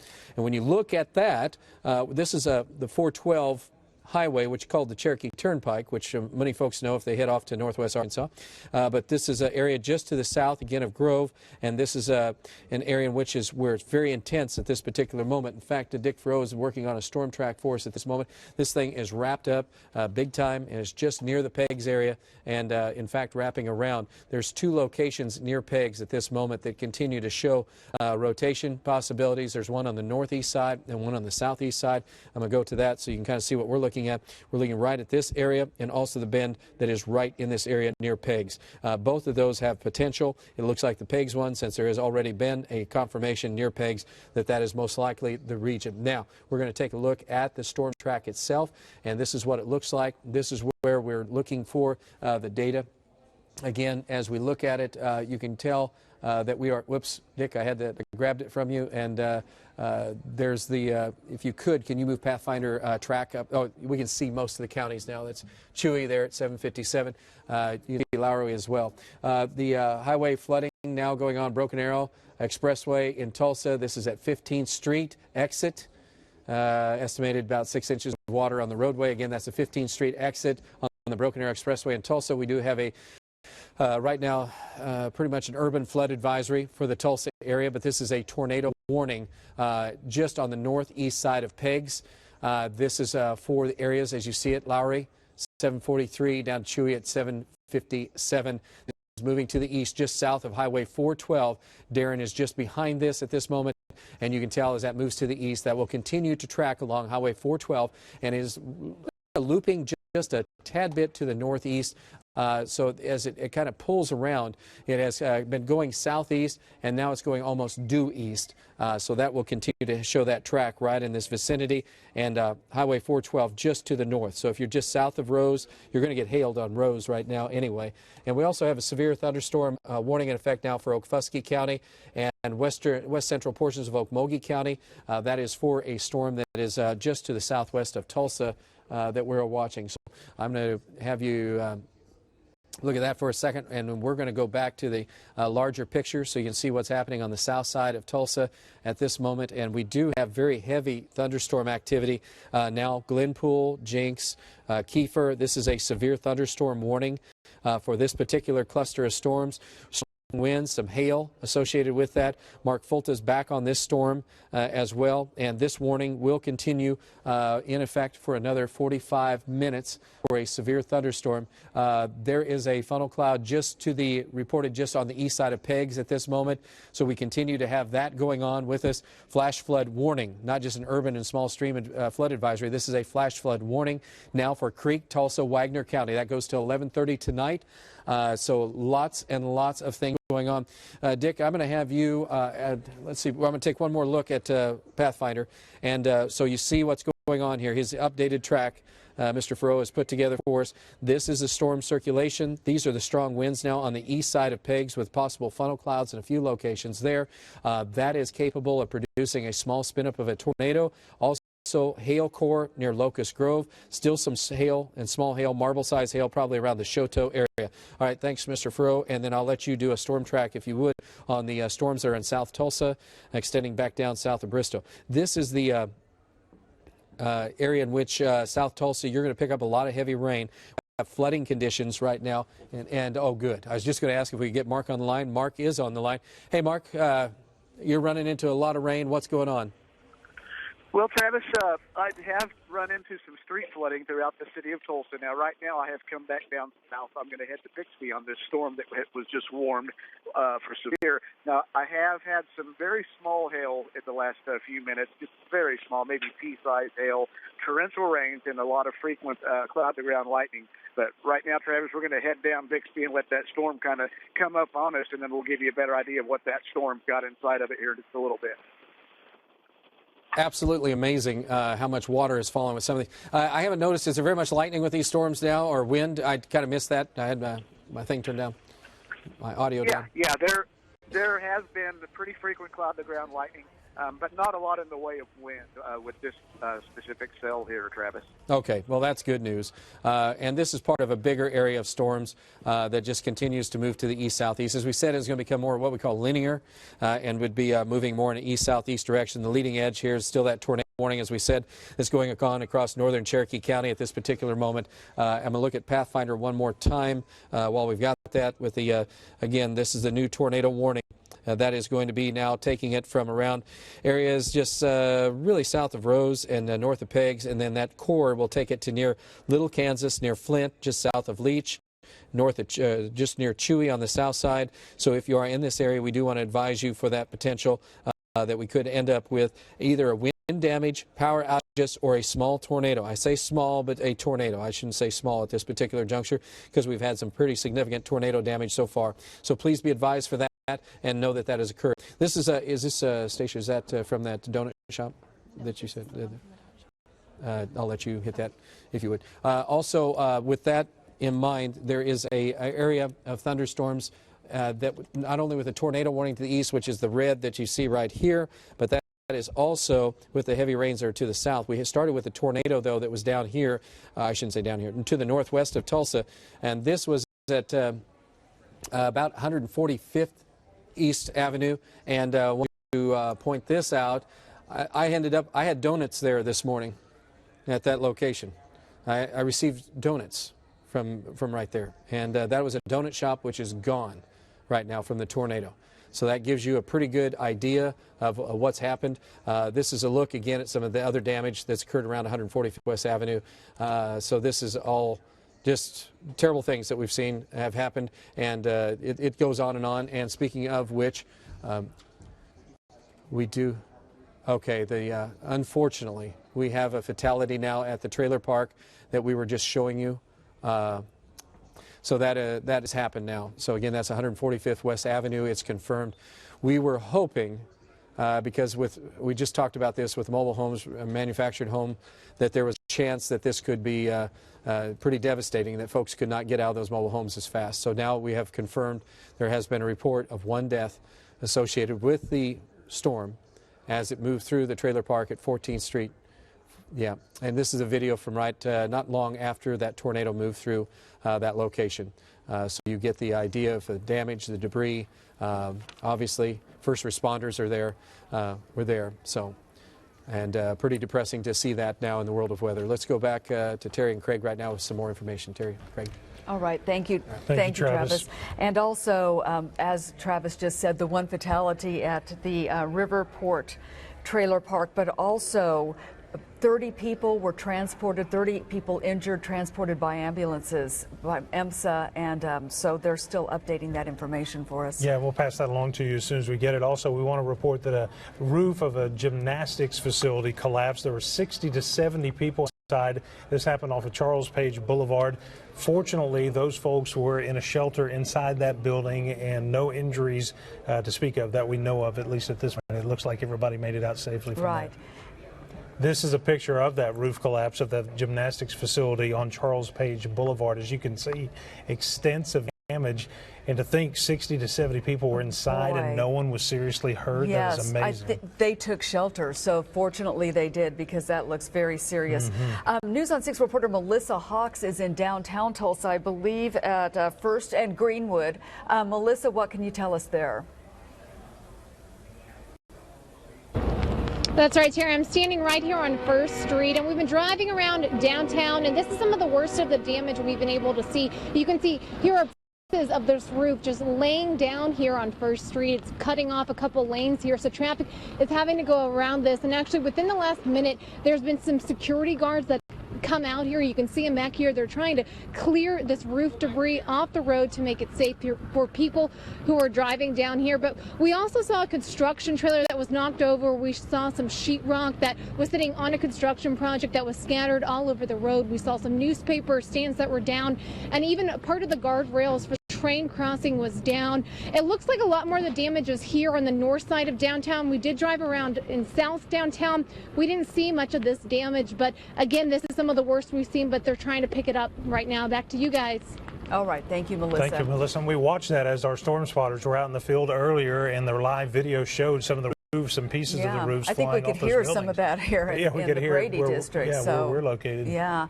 Now, do we want to look at the damage from that trailer park in Sand Springs again? Okay, because that certainly is the worst hit area. One fatality confirmed, in case you're just joining us, one fatality confirmed here. This is a trailer park at 145th West Avenue near Sand Springs. EMSA tells us that they took 28, maybe 30 people with weather-related injuries to the hospital. One person was reported in critical condition and perhaps more, so we don't know if the one fatality, we don't know if there's still others in critical condition, but some serious injuries here at this trailer park. As you can clearly see, it was destroyed. Yeah, that was video sent in from News on 6 reporter Emery Bryan out in the field checking some of that damage. We have crews all over our area, and we're getting those live shots established. So as soon as we get those live shots established, we will go to those reporters to bring you some look at the damage. We do want to tell you that I think they just lost your audio, Craig. Is that correct? Should we? I think we lost. I'm so sorry. Megan Farley's out in the field getting ready. We've just lost our audio, but we're trying to restore that. But softball-sized hail. Okay, I understand we have that audio. Yeah, News on 6 reporter Megan Farley. We're not sure where you are, Megan. What can you tell us?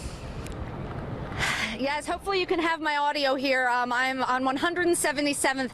Here behind me, I'm just going to step out and let you take a look. This used to be the Daylight Donuts. I think Travis mentioned earlier he may have even stopped here this morning for a donut. Now, this used to be a completely enclosed area here. The owners saying that they built this about 5 years ago, but you can see it's completely glass here. All of the frames of the building were completely blown away. Nobody was inside, nobody was hurt, but now they've got friends and family here just trying to pull out the pieces, really whatever they can salvage at this point. Again, luckily nobody was hurt, but across the way from this, there was a tree farm. A lot of damage there too, but nobody injured. So again, we are out here. Police are on scene. Again, family, friends just trying. A lot of glass. We're being careful as well. But this was one of the first areas hit when this storm came through. They said it just hit like that. And this gentleman here, he actually owns a trailer in the area as well. Not the one that we were reporting about earlier, but he just says this came in quick and obviously did a lot of damage. So we're going to be out here for a while talking to people. All right. Thank you, Megan. Megan, certainly thank you very lots much. of scenes like that around Oklahoma, and Travis continues to track these storms. Yes, we still have that tornado warning in effect for around the Leech area. Let's go right to it right now so that you folks have been waiting on some information. This is what's happening now just to the east, and Dick Fro's going to have a storm track for us in just a minute. We're talking about looking at it on Viper. We have heavy thunderstorm activity that is continuing across the eastern side. Because of that, we still have a warning for a possible tornado. This now has left the areas that were just near Leech, and that has really pushed more toward Lowry. So you're right at Lowry now, where the potential for a tornado is located to Scraper, and also along Highway 82A. Again, near the Illinois River. This is an area just south and southwest of the Twin Oaks, Kansas area, Little Kansas area. So this is moving to the east. Dick Furrow has put this together for us. Thank you, Mr. Furrow. This is a look at what it is right now with the circulation feature as it continues. Leading edge. Okay, and he also is pointing out the leading edge. This is all damaging winds along this whole line. So this is going to continue to affect a lot of you guys to the east with 60 to 80 mile per hour winds. Power outages very possible as that continues to be strong enough to be damaging. So I want you to know that. And we have... Again, as we look at what's happening, storm reports from Locust Grove indicate golf ball size hail has been reported with that. There has been very little other information come to us as far as any additional tornado reports. Our own storm chasers and storm trackers, Darren Stevens, who has been on that, has continued to be in that area. Hey, Mike, or also Stacia, is Darren online? Okay. And we will have that information coming up in just a second. Also, looking at it from a perspective, this is an area that still has some tornado potential. So that's why we want you guys still to be careful. This is for an area that went east of Peggs with a brief touchdown of a tornado east of Peggs. Now it is at Moody's to Rocky Ford to just west of Scrapier. And so if you are in these areas, we want you to be advised that there's still a chance of wind damage. There's still a chance of a small tornado that could develop in this situation. So that's why we want to make sure that you are covering that at this moment. So this is from Rocky Ford, Leech, Rocky Ford, back down to Moody's, and the tornado warning will continue, and that will continue in effect for another 15 minutes for that area. Darren is in Leech, near Leech. Okay, and Darren, okay, great. Darren, you're in Leech? We just lost him. And we just lost him. Great. But we see his video at this moment, and you see that he's traveling eastbound on that, so he's just behind this storm, and you can see that the lightning is obviously fairly vivid with this storm. A lot of thunderstorm activity going on with intense lightning and a lot of hail. Those are the two major players right now, and we still have that bend right at the Lowry area that still indicates some very strong winds associated with that. Darren is off my GPS grid right now. I know he's someplace over there. Is he back? Or he's not back online? No. Okay, and so we still have a circulation feature for you guys at Lowry, still the tornado warning for you guys at Oaks, Little Kansas, Chewy, Scraper. This is an area that we're still concerned with, so please be very careful as we start to look at what's happening through the rest of the night. Will probably be heavier rains. This is a look to the east. And then we'll look back to the west. We have the heavy rain and thunderstorms that's in the Tulsa area. I'd like to get Mark back on the line if we could. And he is? Okay, great. Mark, if you're with me, can you tell me what's going on South Tulsa? It looks like you're just north of Bixby. Where are you? Yeah, Travis, I'm about to go over the Arkansas River in Bixby on Memorial. I'm kind of in the northern end of that storm, right in the core of that storm. And good thing to report is it's just very beneficial rainfall right now. I have not received any hail, but that certainly doesn't mean it's not there. It may be just a mile or two away from me. But at my location right now, just a really good downpour, Travis. And the lightning seems like it might have let up just a little bit as well. Okay, and that's a good point to make. The long term is that it should, and so that will help out quite a bit. So, so hopefully that will be the case. Mark, appreciate that. You get anything, holler at me.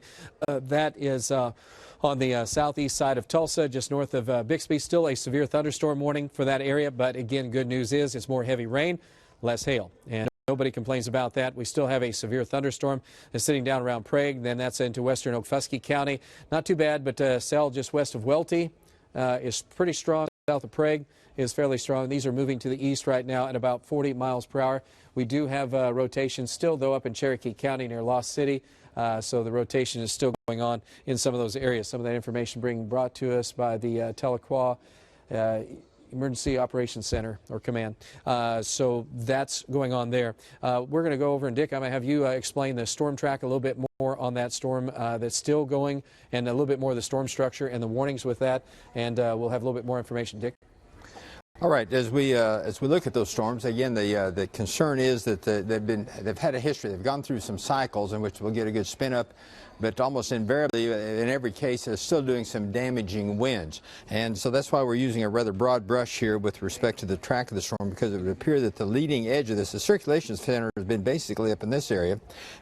But that it has a history of producing strong winds well to the south of it. So that's why we have a rather broad path there. We're emphasizing the damaging wind potential along that entire leading edge. So you can see it'll be hitting the Little Kansas area around the top of the hour. Current time is 7:48, almost 7:49. Oaks, Leach, Ellerville, Scraper, Twin Oaks. You see, you see the times there. But notice on just behind that, there's another feature that has been interesting. It has been showing also the potential for having some damaging winds, and that would be located from moving in on the Pegs area. They've already got hammered pretty good just a short while ago. So let me position the radar just briefly so you can see that a little bit better. And again, from near Lost City up to near Pegs to Locust Grove, this area also likely producing some potentially damaging winds. Now, the other situation with these, as we take a look at this, is the potential also for hail. And we've had quite a history of hail with all of these storms. So let me show you where the hail indicator is certainly located. Again, right around the Rose area, that'd be just east of Locust Grove, extending down to between Pegs and Scraper. We have a pretty good indication of some large hail, probably up to around 2 inches in diameter. Also moving in on Pegs once again, from near Lost City up to near Pegs, that'd be just west of Pegs. We're seeing indications of some potentially large hail also moving in on that particular area. So those are not the only areas that are being affected. Now, I'm going to zoom it out for just a minute because I want to point out also we have other severe storms that have been moving through portions of the area, quite likely producing some hail. For example, down towards Mounds, we have severe thunderstorm warnings for that, for the hail potential with that. Also just to the northwest of the Wagner area. In fact, from Bixby to near Mounds, there's a potential for some large hail. And those storms are also moving in an easterly direction and can cause some damaging winds as well. In fact, we'll put this into motion for you real quick, so you can kind of get an idea as to how this activity continues to track on out. And by the way, it looks like we're seeing a little bit of an outflow boundary out in advance of all these storms. So Travis, maybe we're losing the circulation. The conditions are becoming less favorable for tornadic circulation, but instead we're just dealing with winds and hail instead of circulation feature. But that one feature though does kind of come into around the storm that we are seeing the circulation there near Kansas. So we're just going to have to keep a close eye on that for the next 30 minutes or so. Okay. Hey, thanks, Dick. I appreciate it. I want to go, before we go back to our anchors, I want to show you this picture. This is a real picture here from Sand Springs of the actual tornado. Again, I think this is from the Walmart parking lot. You can see the tornado right here. And pretty obvious. Now, I'm going to send it forward a little bit. And this is a picture that is showing up on social media. We do not believe that is real.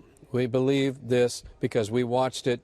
This is the word fake. So social media tends to get opportunities to really freak out. One of my better friends sent this to me. She said, "Oh my goodness, what is that?" Well, there was a tornado out west, but we do not believe that part to be real. We do believe that our first tornado was real. This is the one from Sand Springs. It has a little bit different structure, as you can see, from what the other one looked like. Not to say that I couldn't be wrong, because I am a weather person.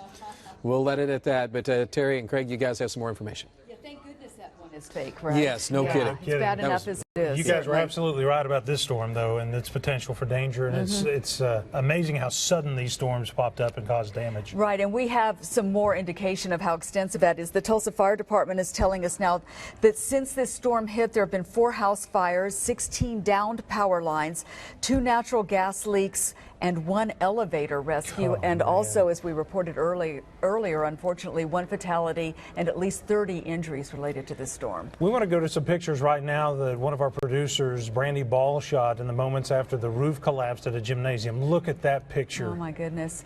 These girls, there were about 60 people, we're told, on this gymnasium, which was on Charles Page Boulevard in Sand Springs. Now, 60 people in there, and the roof collapses, and no serious injuries that we're told about. Obviously, these girls are very scared and shaken, and the firefighters are helping them get out of the building, and very dramatic for them, but no serious injuries, fortunately, from this event. Took shelter in that building. That absolutely just tugs at your heartstrings. Right now, we want to go to News on 6 reporter Tess Monty. She went to that gymnasium, just got back into the station. Tess, tell us a little bit about what happened there. Craig, Terry, I have never seen anything like that. You can see I'm soaking wet because I have been out on that scene near 46th and Charles Page Boulevard.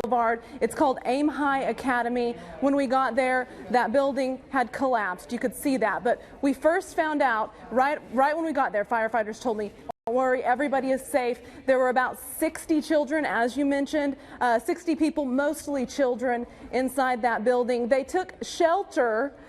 This is some of the raw video that you're looking at right now. They took shelter in a basement there in the video. One of the little girls told me that while they were down in that basement, they were praying, praising Jesus, and singing. They were playing guitar.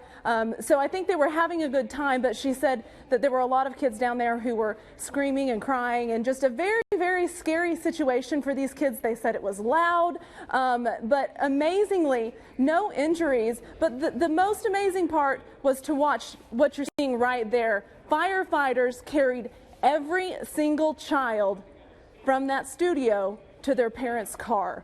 That's a hero right there if I've ever seen it. So just an amazing, amazing scene there at Aim High Academy in Sand Springs, and no injuries. So that's the kind of report you want to hear. Absolutely. You know, we heard some banging here in the newsroom from doors and a little bit of debris, and that was scary. I can't imagine for those little girls in that basement hearing the roof come down. Yeah, they were, the girls that I talked to, I think were 8 and 11, but there were children of all ages there. Actually, one of the parents of a little girl who goes to that gymnastics studio is standing right here, but his daughter wasn't there, thankfully, but he said he knew a lot of those children, and it's just incredible. And to those firefighters, we obviously want to send a big thank you with Sand Springs and Tulsa firefighters out there who, again, were carrying those girls. Some of them came out with the big firefighters' helmets on their heads, and they were all smiling, almost all smiling. There were a few parents who had come up to the door there. That's where they were kind of hanging out, staging, making sure that they're getting to the correct parents.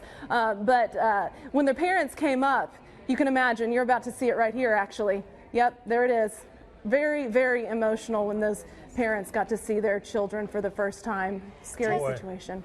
Did they have a lot of warning? Do you know how long they had taken shelter, but you know how long this whole process took for them? They said that they were just in there practicing, and they heard the sirens and they took shelter. So I'm assuming that those sirens are what kind of helped them out in this situation. Made the right decision. And as a dad of an 8-year-old little girl, you can't help but have that just grab at your heartstrings right there, and how scared some of those girls must have been. But seeing those firefighters, that is just... Boy, that is incredible. It was emotional. I mean, it gave me chills just being out there on that scene and watching them. I told several firefighters, thank you guys for what you're doing. This is so incredible, and I know that those little girls appreciated it too. Yeah, absolutely. That will help make a really frightening experience into something much more positive, I'm sure, for many of them. So it is wonderful to see that. And we want to remind folks, this is raw video that you're seeing, so it loops a little bit there. You may see some of the same shots, but it's just so compelling. And just, oh man, when you see those little girls and those firefighters' arms, look at the smile on this young lady. There she is, yeah. That's Corey Green right there. And she was happy to be out and safe. And so was her mom. Her mom was the most happy of all. Are these firefighters Tulsa, Sand Springs? A mix of Tulsa and Sand Springs, a little bit of both out there. Okay. Because this is right close to that, you know, to the edge there. We also drove around a neighborhood in that area and saw a lot of homes that were damaged, roofs that had been torn off, and trees that had toppled over onto vans. The power was out in that area, so a lot of damage there in the eastern part of Sand Springs. Yeah, but nothing as extensive as this. Anything else that you saw? No. I don't know if I'll ever see anything quite like that again.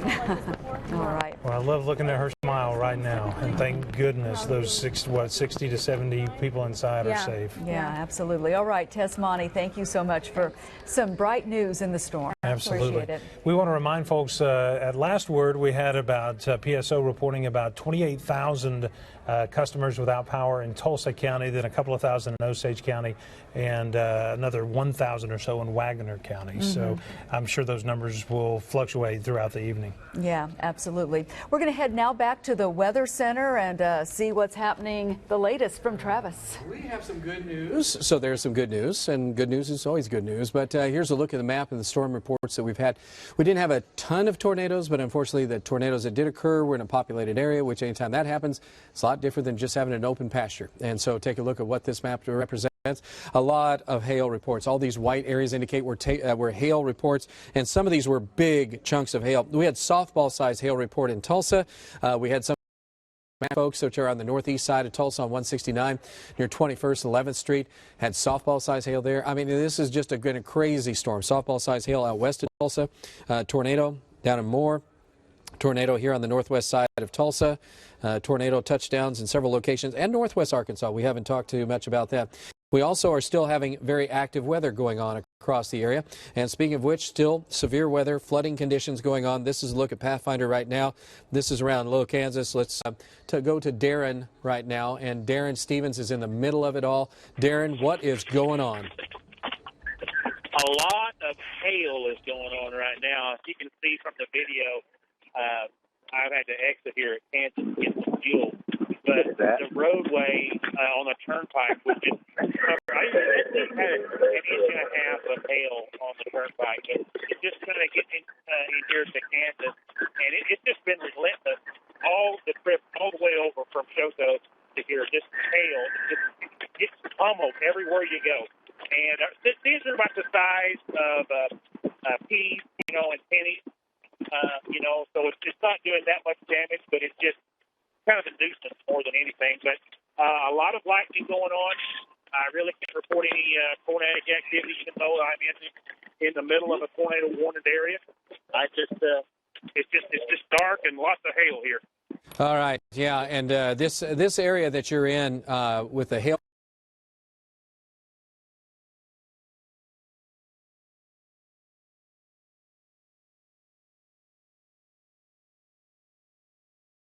Color, and I'll outline that color.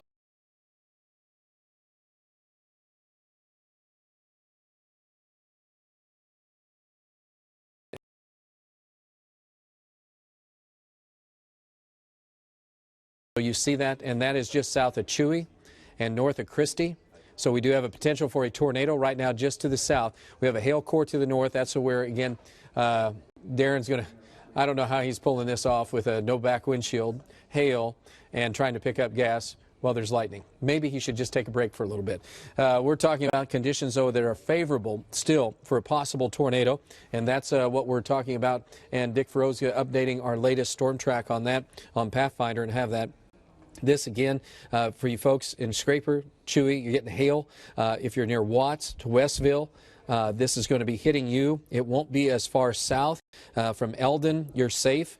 But you're going to catch some strong, well, you should have already had some strong winds at Eldon, but this gives you a pretty good perspective of where this circulation feature is, where a tornado could be located. Again, these are really hard locations to get to. Road systems in those areas, again, are very difficult, but still it is a situation where we find ourselves in with a tornado warning now in effect for this area. This will be mainly across portions of northern. We will extend that from in the southern Delaware, what'd you say? And northern Delaware County. I was trying to look for the county line, but that's not even in. That's not even to the north. So again, if you are in the areas just from Westville, extending on back to just south of Chewy, that is a circulation feature that we continue to be quite concerned with that's happening there. Just to the north of that, we have Darren, and here's a look right now at Pathfinder to give you an idea of what's going on. That track that Dick Feroz put up there is for, I've never seen of Going Snake. Huh. That's a new one for me. Strawberry Spring, Ballard, Watts, and Westville. That's all coming up here shortly. So the track, again, is wide for the wind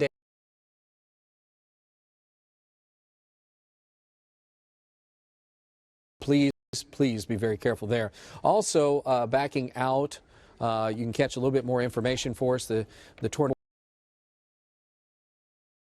course, the tornado warning, which has been in effect, by the way, for this particular storm, that's until 8:30. We're at 8:02 right now for the tornado warning. And you can see Darren just in Little Kansas right now. So he is just south of that storm. And that's the location of that one. We have another storm that's near Moody's. So Vaughn is on that one. Has Vaughn been able to talk to us? He's Vaughn. Okay. Hey, Vaughn, I know you're on this storm just near Tahlequah right now. What is that like and what's going on with that one?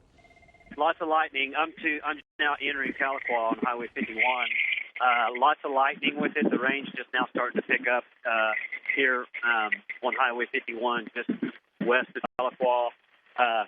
When you get lightning, you can see up into the storm a little bit, and you may get some scary-looking low-hanging clouds with this one. I haven't been able to define any kind of wall cloud with it yet, Travis. The one that's tornado warned is a little bit further to my northeast. And racing out of our area. But with this one, right now, it's just some heavy rain and probably some hail with it. I haven't seen any hail, but of course, I'm to the south of that, Travis. Okay, yes. And that is, and I can tell that it's real close by, but that circulation feature is right in there. And we're looking, that's on one. This is a live look right now from Tahlequah from the NSU campus. So we can see that that's moving in from out of the west. Again, another storm rolling in across the region right around Tahlequah. And Vaughn, thank you for that report as he's watching the storm right there in the Tahlequah area. Now we have out further to the west, the storms continue to be very active, and we continue with severe thunderstorm warnings, and that area is from around Tulsa, and you see the circulation pop up on there again. So this is a pretty commonplace anymore to see this happening with these series of storms that happened as they've moved to the east. And we have Darren back in the storm. We want to go back over here one more time. Hey, Darren, what's going on? What do you have? You there, Darren? Yeah, Travis, I'm refueling, had it on mute there, but the hail just kind of picked up. We're probably $1.25 size right now. I'm fortunate enough to be under a canopy getting fuel. But out in the parking lot, there's some cars getting pummeled. Yeah, that looks terrible over there. So, yeah, that's full screen now so we can see it. Looking at that, that's, again, the hail core would be mainly on the north side of this, where the tornado would be located, or at least the circulation feature. So, hey, Darren, doesn't look like there's much wind there, is there? No, hardly any at all. This is probably the calmest that I've seen the winds today. Okay. So it's a good sign. All right, that's good to know. And Stacia, what do you have as well? There's an emergency operations center located in Tulsa now for damage. Oh, there is. Okay, so they've the amount of damage that's occurred, so that's happened. We'll get some more information from the news department coming up with Craig and Terry in just a moment with some more information. So again, that's a command center has been set up because of the amount of damage and stuff that's been going on. Wanted to back up again because I just get away from that area, and then all of a sudden we're back there because of all that's happening. South Tulsa, heavy thunderstorm activity going on, and Mark Fulta is in that particular area. Mark, you've been through this whole area of South Tulsa now. I know through Bixby, now through Kiefer, it looks like. Are you at Kiefer? Yes, Travis, and as you can see, there is street flooding going on. This water is rushing down Alt 75. It's probably only about 6 or 8 inches deep. But just let me go ahead and give a storm recap here. I went through that actual severe warned storm. I came on Highway 67 from Bixby all the way to Kiefer. As I went through those two portions of that storm, I encountered mostly heavy rainfall, and the only hail was just, maybe a couple pieces of dime-sized hail, so the hail was not that significant. But back to where I'm at now in Kiefer, you can see here the water has accumulated, and it's coming down Alt 75 at about 6 to 8 inches. It's rushing, and you can see the cars driving through it here, Travis. Okay, and Mark, yeah, we do not have your video. Your video is not up at this minute. You're not transmitting on DeZero.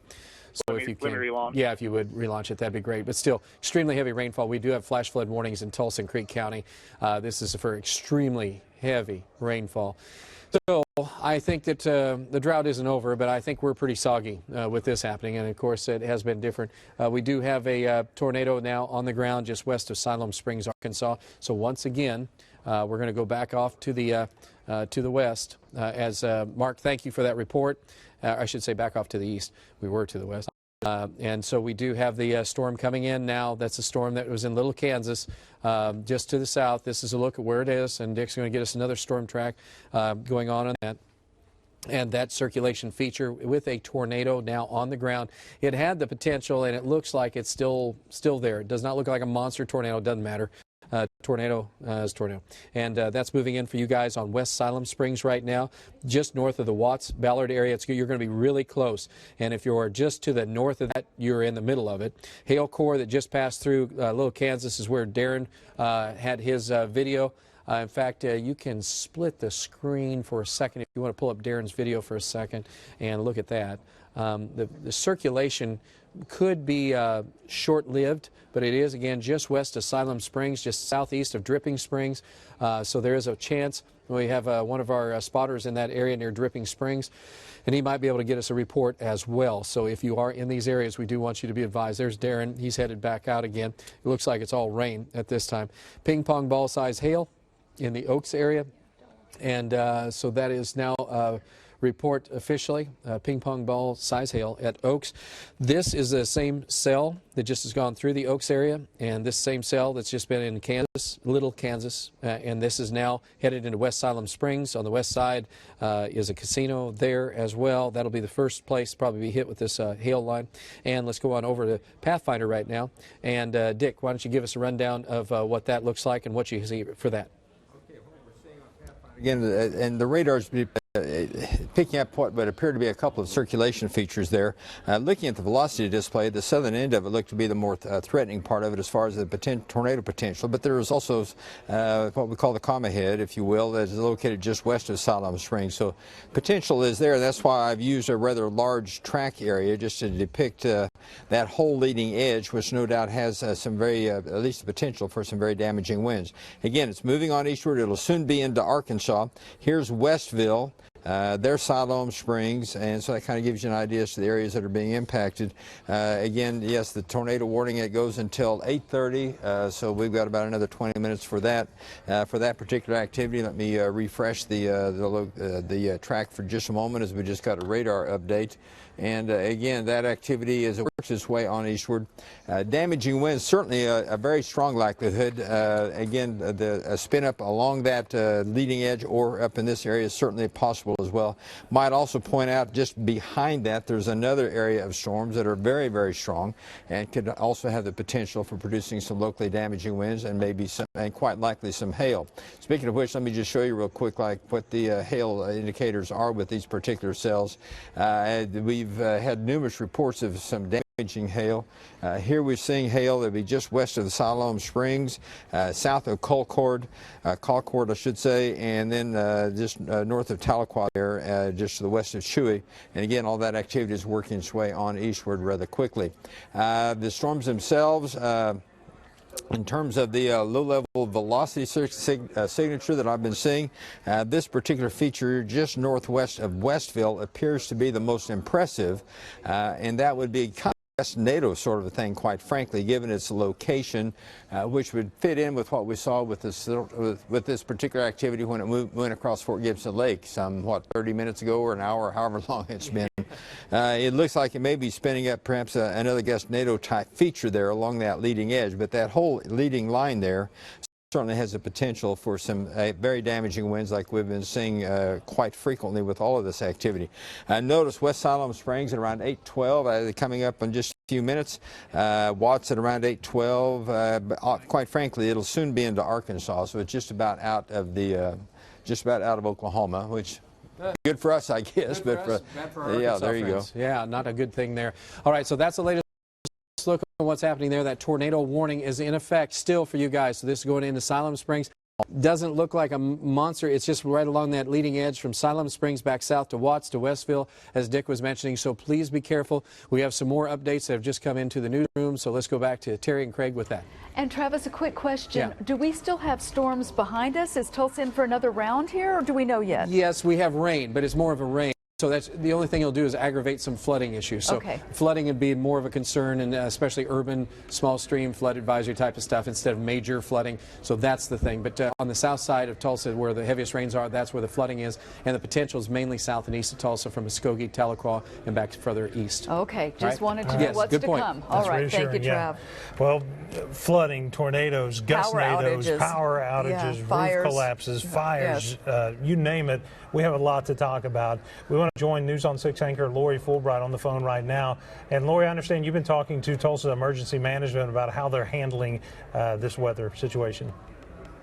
That's right, Craig. We're down at the police department here in Tulsa, and they have activated the Emergency Operations Center. And basically what that is a room down in the basement. We're not allowed down there right now because they are just now getting it operational. They are taking assessments of the damage. Everybody's down there is writing on a board what their assignments are. This is a location in the basement that's secure where they can have members of fire department, police department, all public works, all of these agencies in one place, EMSA, so they can all talk together and they can coordinate their response. So even though they won't let us in there, I've been in there numerous times, so I know what it looks like. But right now I can promise you it's a beehive of activity as they try to coordinate their response to what they need to do and where they need to send their crews. And we understand, Lori, too, with the Tulsa County Sheriff's Office, it's sort of all hands on deck when a situation like this happens. Yes, I talked to both Major Shannon Clark and Under Sheriff Tim Albin, and they've asked every single person to come in. And, of course, they've got a heavy presence out west of Tulsa in the Sand Springs area at the mobile home park, but they also had deputies working areas where there were power lines down and searching for possibly injured victims, and lots of one on duty. All right. Lori Fulbright, thank you so much for that update. And certainly we also had an update from the Tulsa Fire Department that told us in Tulsa alone they had 4 house fires, 16 downed power lines, and the number of outages in Tulsa, the Tulsa area, is up to over 29,000 now. Some natural gas leaks, elevator rescues, all since the storm hit. And we should mention also 2,500 people out in Osage County, 2,000 out in Wagner County. So that's certainly an issue for the crews are going to be out on that as well. Yeah, they'll be out probably for several days trying to get those repairs made. Unfortunately, we know of one fatality from this severe weather. This is from the River Oaks Mobile Home Park in Sand Springs. EMSA reports treating 20 or nearly 30 people who had weather injuries associated with this storm at River Oaks Mobile Home Park. 6 ambulances respond to the scene. 1 critical patient, and of course that person who was killed. Massive damage. I mean, a horrible situation there in Sand Springs. Yeah, it certainly is. It's really awful to see. And our reporter who took that video, Emery Bryan, said that the damage there was damage around with other homes, but nothing like what they saw at that trailer park. So they were certainly the hardest hit. And also hard hit once again in Oklahoma City, a tornado in the southwestern part of that city. Reporter Steve Shaw has an update for us. Power lines down going that way too, so there are power lines down everywhere. And you said something earlier that's very important.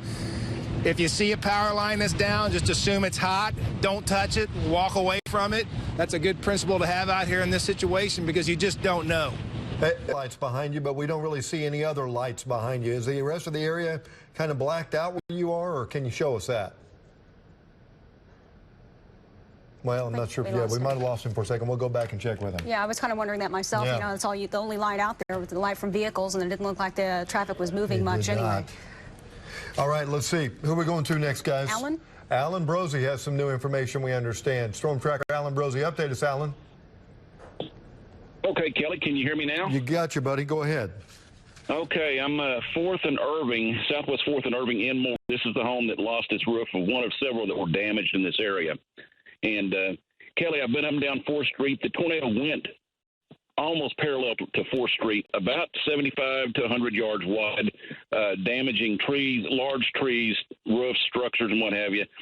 There was a man, I had people approach me at 325 on Irving here. There was a man stuck into his storm cellar, and I called 911 and actually got a rescue crew out here to get him out. He was wheelchair bound and couldn't get out. Right now, we do have a big problem with people walking and looking around. If they can, please stay home. The damage is not extensive. There's a very narrow strip, but there's electricity out essentially 1 mile either side of the damage path. and it's dangerous. It's getting dark now. The police are out. Please stay home. And right now, Kelly, I haven't heard of any severe injuries at this point, but this is right just north of the theater, the Warren Theater here, and it's just amazing that a lot of those buildings were spared. And anyway, we're going to take a look around, and we'll get back to you soon. Back to you, Kelly. All right, Alan, good work out there. Of course, when we've had the major tornadoes in the Moore area, the governor has sent in the National Guard. I don't know that we have a wide enough damage scene for that to happen. Probably multiple police departments can handle it, and they'll probably chip in and they're cordon off the area and make sure there aren't any people wandering around in there. We typically... That is from our sister station, KWTV News 9 in Oklahoma City. You and I were both in Moore last year. Yes. The last tornado covering damage there. And boy, it's amazing here it that comes there again. was another one. And thank goodness it was a small one. But, you know, as Travis said, any mention of a tornado in Moore again is devastating for folks there. Absolutely. Well, speaking of Travis, let's get the latest on our weather situation right now from Travis and Dick Farrow and our one. Yeah, everybody's out here working and just figuring this out. Behind this is some cold weather, so I hope you have a coat that's kind of handy and all that. So around eastern Oklahoma, though, right now, and into western Arkansas, this is still the area and zone we're concerned with. And you can see that the line of showers and thunderstorms. We have hail right now through Siloam Springs. We've had a tornado warning that's been in effect for this area. Circulation feature looks to be a little stronger on the southwest side, right near at this particular junction. So if you are in the areas in fact, I'm going to show it just past the Westville area now, and that has moved across the state line. So we have now had the strongest winds move across the straight state line. I'll get that out. And we're talking about as well, conditions are still favorable, though, for heavy rain in several areas. Darren is right in that area, and he still has a lot of lightning and all that going on, but the storm itself has moved further east. We also... These storms that are way off to the east in Harrison, northwest Arkansas, we've had multiple tornado reports there. They were with the first cluster of storms. This is the last active tornado warning we have. This is now for Arkansas. Northwestern Washington and southern Benton County have the highest probability of if there is a tornado with that right now. And it looks like there's still some just south of Siloam Springs. It's still quite active for that area, and we're just right at Siloam Springs. That's the edge of our viewing area. So again, if you folks are in that area, you should be spared. North of Siloam Springs to the south, not so much. And in the Sand Springs area, the storm originally looked like it was going to go north of Sand Springs, and then it just went really through the central part of Sand Springs in the north side, and we had to adjust our storm tracks for that. But this one appears to be headed almost due east at this point. We've had hail along this entire line, and so that has been a major factor. And now the rain, the heaviest of the rains, have moved off into Wagner County. Let's take a closer look at what's going on there. And we're talking about people who I would say are not going to have to worry too much about the storms for the rest of the night, because it's not quite as bad in some of these locations. So I'm going to take a look right around the Tulsa area. Some gusty winds, some heavy rain. We still have our flood warning in effect till 11:30 tonight. Good news is that we are looking at nothing real significant. We have extensive road flooding in downtown Coweta at this time. And then we have also have some golf ball size hail reported just south of Watts, which is right on the Arkansas border area. So there's a couple of reports that are still coming in, and so that's still not quite over with. So you get the idea with that. Only one storm that does have I'll call it a significant warning. That is a severe thunderstorm at this hour. That is a storm that's still wrapped up and still quite active. That is located just to the north of Clearview and just to the east of Okemah. That could potentially produce some large hail and damaging winds with that. So that's why we want you to be advised just in case that storm is a little bit more chunky, which it looks like it is at this time. So if you're in this area, especially in portions of Okfuskee County and southern Okmulgee County, this will be near Okmulgee and south, and that'll go down to Grayson, Dewar, and Henrietta, and then back down to near Waletka. So this is a potent little guy that has been coming out of Oklahoma City. And Dick Farrow can join me right now on that. That storm, I do believe, was the one that came out of Oklahoma City, wasn't it? So that was probably it. So anyway, so what I'm talking about here is the conditions are favorable. Still looks like for the potential for a few areas of tornadoes. It could happen. Oh, before I go to Mr. Furrow, sorry, I threw everybody for a loop. I wanted to show, again, a couple of different shots that we had of tornadoes. This is the tornado, again, as it was west of Sand Springs, coming into Tulsa. We had our guys in multiple locations. We had live Osage Sky News 6 up in the air, tracking this in, and you had to be just in the right place, though, to see it without it being rain-wrapped. And then station, I can go on down that list a little bit, okay, and we're good to go on that. Here's another look. I believe this is from the Walmart parking lot. And when you look at it, you know, it's kind of like, that looks bad. Sometimes we tell the kids when we're at our wild weather camps that some clouds that are low, they're scary looking clouds, but they're not really tornadoes. So you just have to, it's something that you just have to study for a while and understand. But this is a wall cloud right up here, and that's the base in which the circulation feature was going around and around. So that's what's triggered it. Here's another look. This is out of Sand Springs again at this time. So you have another visual of what that looks like right there. And again, it didn't look just, you can see it's definitely, it's a tornado. If you were near it, you knew it.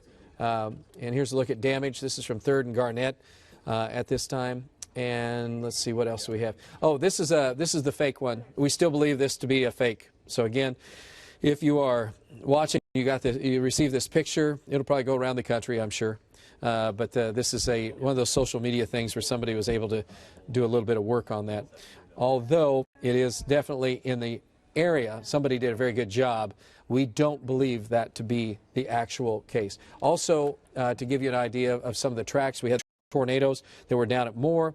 We had our tornado here on the northwest side of Tulsa, from near Westport to the east, and right along the, really just right along the Keystone Expressway and Cimarron Turnpike areas, kind of as it came into Tulsa. And then we've had a couple of reports of tornadoes touching down behind that. Also, one more thing is that the winds have been very strong. Maximum wind gusts now associated. Is this in the last hour? That's right now. That's right now. Maximum wind gusts right this second. Okay.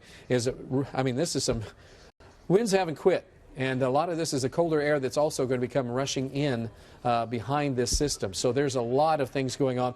And the weather is pretty crazy. I'm going to have Dick Furrow do an update on, if you would, Dick, on this storm. I'm going to kind of broaden it out here for folks to see. I'm going to back up just a tad bit on this so that folks can see what we're talking about. And I have some of the guys will report. But this is the broad view of what's happening at this time with, oh, I'm on the air. Never mind. We can go on over to you because they're camera's staring at me right now. So you just take it and go. Okay. All right. Sorry. Been a long evening, hasn't it? Yeah, we're not kind of focusing at the attention a little bit further to the south, and then we're looking at Pathfinder. I've got a track on that particular storm. It looks like it'll be in the Henrietta area, and about, well, let's see, it's 8:25 now. So you guys have about 15 minutes before we'll be getting to Henrietta, and a little bit after that for the Schulte area. So that storm is moving east at about 40 miles an hour or so. Likely has some hail associated with it. In fact, let me bring up the hail indicator for you real quick, like, so you can see what we're talking about in that regard. There you see, well, no, it's not showing any hail in there, at least not at the present time, but quite likely has some strong and gusty winds associated. One of the things I wanted to point out also, in fact, I'll put this into motion for you. I'm going to geek out here for a minute, Travis. Hope you'll bear with me. But we're seeing a couple of interesting features taking place here. This is the outflow from these storms up to the north that's been pushing southward. This is the, well, the thing, there's the outflow from this particular storm as it is moving eastward. So the intersection of those two is right near Henrietta. So there's a potential that if anything gets going, it would be basically right in that area. I want to point out something else, though, and that's this thing right here. If I can draw it a little bit better. That is due to the water tower in Inola. If you look at that, that's a kind of that's the water tower. That's radar blockage. So that's just something. Let me put this into motion for you just real quick. And you can see that feature does not move, and that's because it's the radar is blocking what's going on right there. So we have a couple of things going on to the south of us. One is this outflow intersection that's basically between Okemah and Henrietta. So this storm probably has the greatest potential for being severe over the course of the next 30 minutes or so. The potential being largely in the form of damaging winds and hail from as things are beginning to, the stability is beginning to go away, at least to a certain extent right now. So so that gives you at least a little bit of an idea of what we're watching down that way. And obviously as we go through the, I haven't Having said that, it'll probably be tornado or something. I mean, it just seems like that's the way it's been going so far. We have had a quarter-sized hail with the storms that are located further to the north and east. Let me give you the larger view. This storm that is now moving into Arkansas that has had the tornado warning, quarter-sized hail that occurred with that as it went through the Solomon Springs area. Severe thunderstorm warning remains in effect for southern Okmulgee, eastern Okfuskee, and northwestern McIntosh counties. That's this cell that I was just describing. This one right here that is moving pretty much due east, basically right along I-40, and it'll be moving in on Henrietta within the next 15 to 20 minutes or so. Shelter, some of the other folks down in that area will be impacted by that particular storm. And again, this main impact will likely be in the form of some hail or damaging winds. You folks up towards Okmulgee, up towards Haskell, Bixby, Coweta, lots of lightning and thunder up that way, but nothing that would suggest anything that would be tornadic. Again, let me give you more of the hail indicator once again, as we've been dealing with more than our fair share of that, it seems like, during the course of the afternoon and evening hours. And right now, again, we're not seeing any large hail indicators. In fact, let me get rid of there we go. We'll take a little bit larger view once again, just to show you what else we may have in the form of hail anywhere else around the area. And it looks like things are, Travis, we've been seeing a lot of the hail indicators. That's where you see the purple color. Right now, just a couple of them. That's that storm that's now moving into Arkansas and way down southeast of Oklahoma City. So the storms, dare I say it, seem to be winding down just a bit. Perhaps. That's a good thing maybe to things say. are beginning to. Now we're still going to be dealing with the aftermath, the gusty winds that you mentioned, the potential for some flooding rains for some areas, because these storms are still very efficient rainmakers. So that's something we'll have to keep a close eye out for as well. Okay. All right. Thanks. And guess what? The weatherman probably could have maybe been possibly wrong on that tornado with the picture coming down from the BOK Center. We just got a phone call from somebody, we can't tell, we have to confirm it, but they said that it was from the Mayo Hotel, and it was actually shot across the BOK Center by the tornado.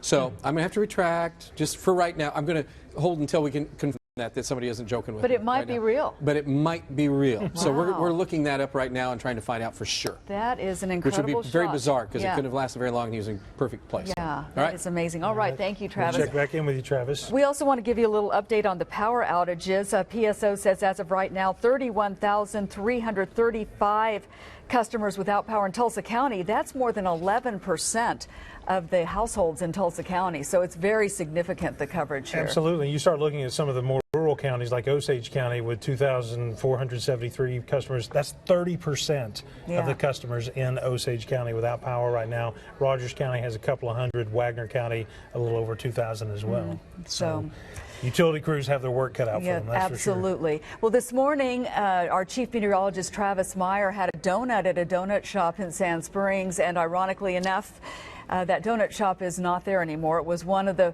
buildings hit by this tornado, and our own Megan Farley is there with the latest on what's going on out there. Megan? Well, pretty ironic indeed. I just spoke with the owner of this donut shop, or what used to be the donut shop behind me here on 177th Street South in Sand Springs. You can see not much left of it here tonight. There used to be walls. This was an entirely enclosed donut shop. Nothing left today. The owner said she's owned this place for about 5 years. She also owns a donut shop in Manford. That one's still standing. Everybody just left. She had friends, she had family out here, but she said as soon as she heard the forecast and she heard that a shop in this area had been hit, she knew right away that it was her shop. So obviously very emotional. A lot of rain out here, if you can't tell. A lot of lightning as well. We've got wind. We haven't had any hail, but as of tonight, I think they've pretty much wrapped up things out here. There's no power out here as well. So there's going to be much more from the owner coming up tonight at 9 and 10. But for now, they've taken everything out of here that they can. But she says, guess what? She's going to rebuild. There's no doubt about that. So I'll send it back to you guys. All right. Thank you, Megan. News on 6 anchor Megan Farley. You know, one of the interesting things about the storm system was that it fired up so quickly, and it happened at a terrible time, right during rush hour, a lot of it. And many of our storm spotters were urging drivers to just, if you stay off the road. Many people were driving right into it on the Keystone Expressway. Very scary. Yeah, absolutely. And the car is such a dangerous place to be caught in, too. News on 6 anchor Lori Fulbright went down to the Emergency Operations Center, which was activated in Tulsa, and she has an update for us on the situation there. Lori? We're at Tulsa's Emergency Operations Center right now. It's in the basement of the Tulsa Police Department. I want to show you, it's down these stairs right here. This is the entrance. We're not being allowed inside right now because they have so many people in there from different agencies who are trying to get this effort coordinated. They have representatives from the fire department, the police department, EMSA, you name it, public service. They have this operations center where they can bring all these people together under one roof and coordinate their response. We're told right now they are assessing the damage in the area and then decide where their crews are needed and send them there. In Tulsa, Lori Fulbright, News on 6. All right, thank you, Lori. And just to update you on the latest information that we have, that we know of, at least at this point, one person killed in this round of severe weather in our area. That was at a Sand Springs mobile home park. Right, and News on 6 reporter Emery Bryan was at that scene. We're going to hear from him in just a little bit. But first, we're going to go back to the Weather Center with some new information. Travis? All right. Hey, thanks, Terry. Appreciate that. And I do have new information. It was Photoshopped. Finally, the story is true. Sheriff Kamiko just told me that it was somebody that she knew or somebody that got a hold of her. So that one that I was just showing you to be okay, Mayo, had all this information. It was Photoshop. So we got that out of the way. All right, quick look at what's happening. We do have a couple of storms still. This is a long line of storms. This has been a deal that's been a problem for the afternoon. Started to the north and to the west. Now, what I wanted to do was just go back a little bit so you had an idea of where these storms not originated from, but also what's happening.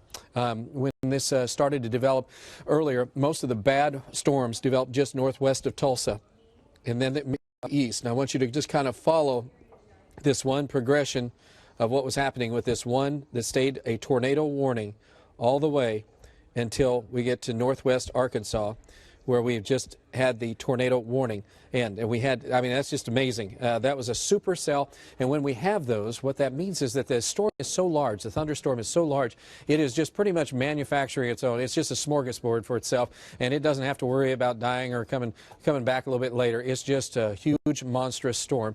And that's kind of the progression of what has happened. Southwest Oklahoma still has severe weather going on.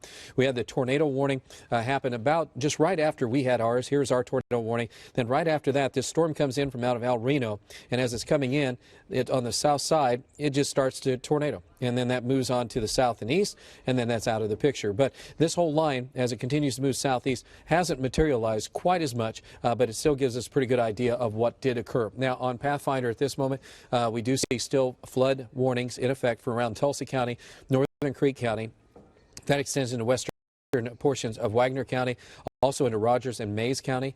And then we also have flood warnings in southwest Missouri, and then we have the severe weather that now has moved out of Tulsa, or I shouldn't say out of Tulsa, but out of Oklahoma and moving into Arkansas, now around the Fayetteville area, and the tornado warnings have been canceled or lifted for that area. Still one severe storm, though, if you're in Okmulgee County. That's the only storm that we feel that is still needing a little bit of watching, as that does have a potential still for some wind damage, also some hail.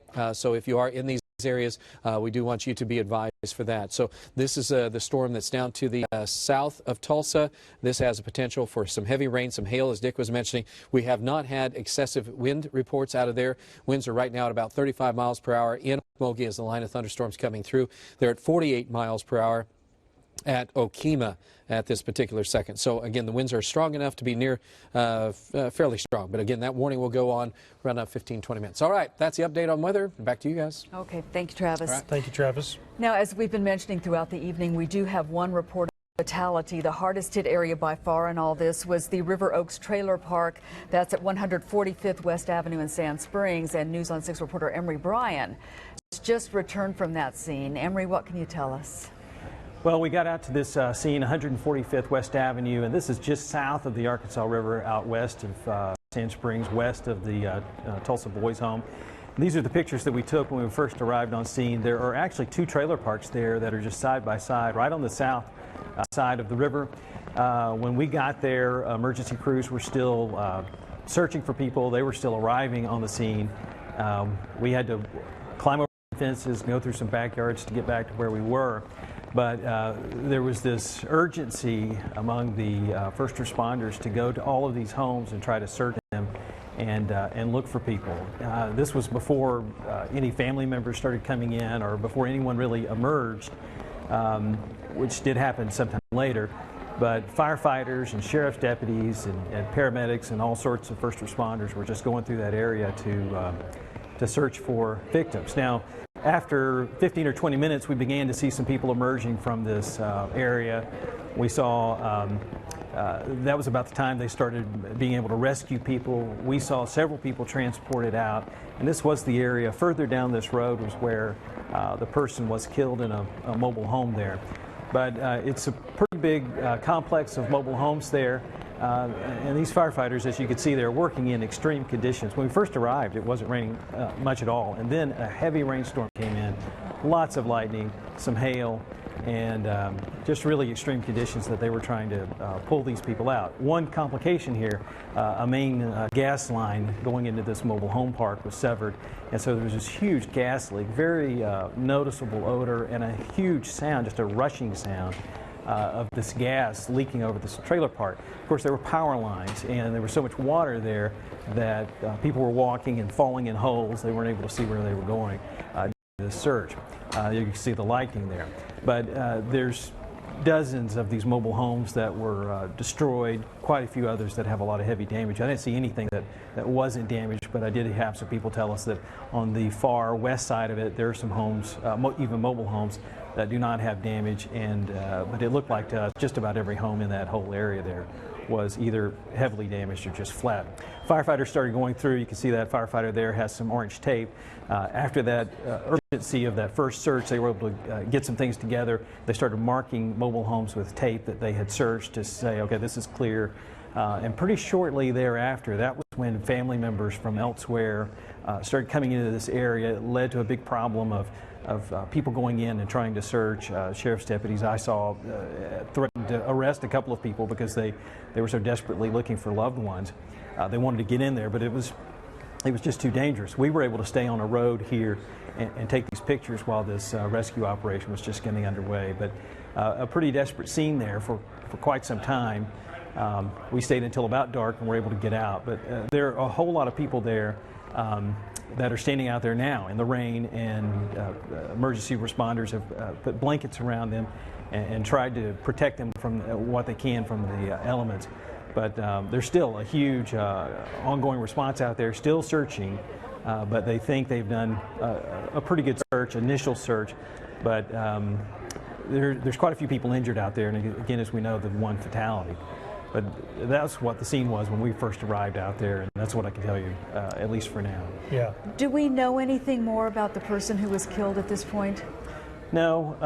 A lot of the people that we saw coming out of there were older folks, and I don't know anything about the person who was killed, but the people that we saw coming out of there were older people. Some of them looked like they were quite frail before this all happened. And this is there's these two mobile home parks. The worst part of the damage really just seemed to be kind of at the point where the two straddle the property line. You can see some permanent homes there back behind there were damaged, but nothing like what happened in this mobile home park just to the north of these permanent homes. There's a travel trailer that's just smashed up against a house.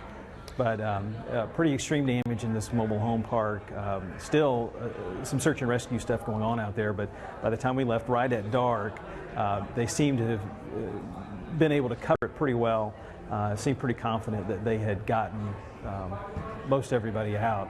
But still, they're going to be there searching for quite some time because there's just so much debris. Sure. It's amazing how these homes, mobile homes that people feel secure in normal times, can be so thoroughly obliterated in this tornadic storm. I don't know how strong it was, but just some of these homes are just torn to bits, and there's doors and doorknobs and nails loose on the ground, just every kind of thing you can imagine. There's a deputy marking a home that they have gone in and searched with some tape. Later, a family member came rushing up to us. His mother lived in that home, and he wanted to make sure she was okay, and she was taken out long before he got there. But pretty desperate search there for quite some time from what we were able to see. Well, Emery, we want to remind our viewers that what they're seeing right now is some raw video that you guys got a little earlier this evening, so they see some of those shots, and you've done an excellent job of describing some of those images for us. We understand the EMS maybe treated as many as 30 people for weather-related injuries. As far as the ones that you can look in that video and see their homes are destroyed, there's no possibility of people. Obviously, some are destroyed, others have significant damage and they can't stay in them. Any idea if they're getting any type of assistance tonight, or is there any type of shelter set up that you know of? Well, I didn't see the Red Cross there, but I know they will be there. When we were there, EMSA was backing up ambulances. It looked like at least a dozen out there, and they were trying to get people in some shelter. They had a lot of blankets they were getting around people just to keep them warm. Here you can see one of the evacuations of a person that had to come out on a stretcher. And this was a older lady who looked like she was quite frail before this ever happened. And you can see that she's exposed to the elements, and they had to go through quite an ordeal to get her out of there, crawling for debris and carrying her out on a backboard before they could even get her onto a stretcher that they were able to roll out to the ambulance. Now, this is at 145th West Avenue, by the way, which is a north-south road. Goes north there, and then this 17th Street and 16th Street kind of hug the river, and that whole pathway through there is the worst of it. The person who died is on the western end of that mobile home park, but really between 154th and about 145th West Avenue is this epicenter of that damage there in Sand Springs, where I suppose this tornado may have started right there. I don't know, but it's the worst damage from what we were able to see. We were able to drive around the perimeter of that as we were going in, but just pretty extreme damage. Cars, we saw a few cars that looked like they had been spun around. We didn't see any that had been rolled over. I'm sure there were some around there that we just weren't able to see, but power poles down, anything lightweight like a travel trailer rolled over many times, and then these mobile homes just torn to pieces, trees down. And when we left at dark, they were trying to they brought in some heavy equipment. They were clearing trees so that they could get a little better access into this main road, 16th Street, which is the east-west street, through this mobile home park. They needed to get some trucks in there, but they were literally cutting trees apart and pulling them apart with small tractors just to get that kind of equipment in there. But for the rest of it, really, they were hauling people out of there by hand on backboards. And these firefighters are working, I'm talking, in some lightning like you wouldn't believe, and heavy rain. Pretty risky situation, but they were out there searching that whole area, in a huge area, just from what we could see on the ground. Yeah. And I'm sure that search is still going on because there's just so much debris. It'll take until daylight to just see what's underneath all that stuff. Okay. Sure. All right, Emery, thank you so much for that report. I just one quick question. We were told that one person was taken to the hospital in critical condition. Is that the same person as the fatality, or do we know that yet? No, the fatality, that person was trapped, and they were unable to get that person out from under debris. They had not evacuated that person when we were there. That person was still underneath some debris. Okay. Those people that they were taking out of there on backboards looked to be injured, but not extremely injured. They weren't bleeding. Only one of them was on oxygen. They were hurt, but it didn't look like life-threatening injuries to a layman just watching them go by. Okay. All right, Emery, thank you so much All right, for Emery, that update. thank you so much for your hard work and getting there on the scene to bring us that information. We appreciate it. And Travis, we're heading back to you. I hear there's an update. Yes, there is. We have still a few storms that are still intense enough. We're going to need to cover you folks down south. Here's a broad picture of everything going on right now, and taking a look at what's happening. We do have the severe weather that has been going on forever. The one that created the Tulsa storm is now over by Fayetteville, believe it or not. That's just crazy how long that lasted. But we have another cluster of storms that had been strong to severe. Those warnings have just been lifted off of that, but they're still heavy enough. Holdenville, you're on one side of a storm that's still heading into southeastern Oklahoma. Taking a closer look at the Tulsa area, though, for a minute, because we do have still some moderate to heavy rains in some of these areas. Mark Fulta has been with me through the course of the afternoon, along with all the rest of our storm trackers. Mark, it looks like just a bunch of rain right now, but tell me, is there any flooding going on around Tulsa at this hour? Well, Travis, yes, there is a little bit of street flooding that's been taking place around the city. Now, the rain has slacked off just a tad bit, so the water has been able to recede a little bit out of the streets and get into those bar ditches and side ditches, which are filling up. But right now, I'm over here 21st and Southwest Boulevard. Just kind of a moderate rain right now. The lightning is let up considerably, and I guess it's good news. It's a far cry from where we were just over this location a few hours ago, as right now we just have a light to moderate rainfall here, Travis. Again, thank you, Mark. I appreciate that. That's in downtown. We have the back end of the rain is starting to show up now out in eastern Pawnee County, western Creek County. So this rain will be coming to an end. It's also really, really chilly. Temperatures have fallen in the 50s after being up into the up in the 70s during the course of the afternoon. A little further to the south, though, is where we have some of the heaviest of the rain right now. Shower and thunderstorm activity is still blowing and going just right down in the areas of just to the west. Well, really it just moved out of Okmulgee County, and the severe thunderstorm warning has been dropped, but JD is in that area. Is JD online yet? So he's not there. We're talking about this heavy downpour and thunderstorm activity, maybe some small hail. There hasn't been reports of anything significant enough that we'd have a severe what should we say, severe thunderstorm warning, but we are looking at a chance of some more heavy rain. Not a lot of lightning as much as there was. There's a lot of cloud-to-cloud lightning, but not as much cloud-to-ground. And this area from Hitchta and then extending back down to just west of Pierce and west of Stidham. This is an area in which we still have winds that should be around 50 miles per hour. So if you are in this area and you kind of get hit by that, you say, where's Travis? We're blown away.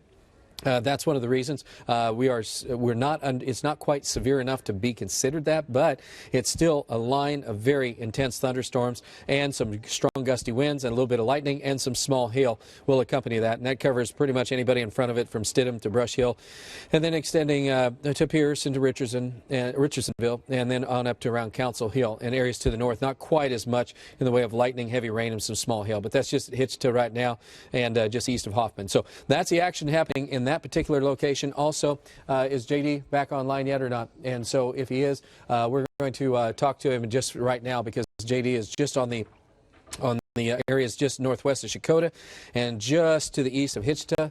And that's where we find him at this time. So, JD, if you're with me right now, has this line... yeah, you can talk to us. Footage is down.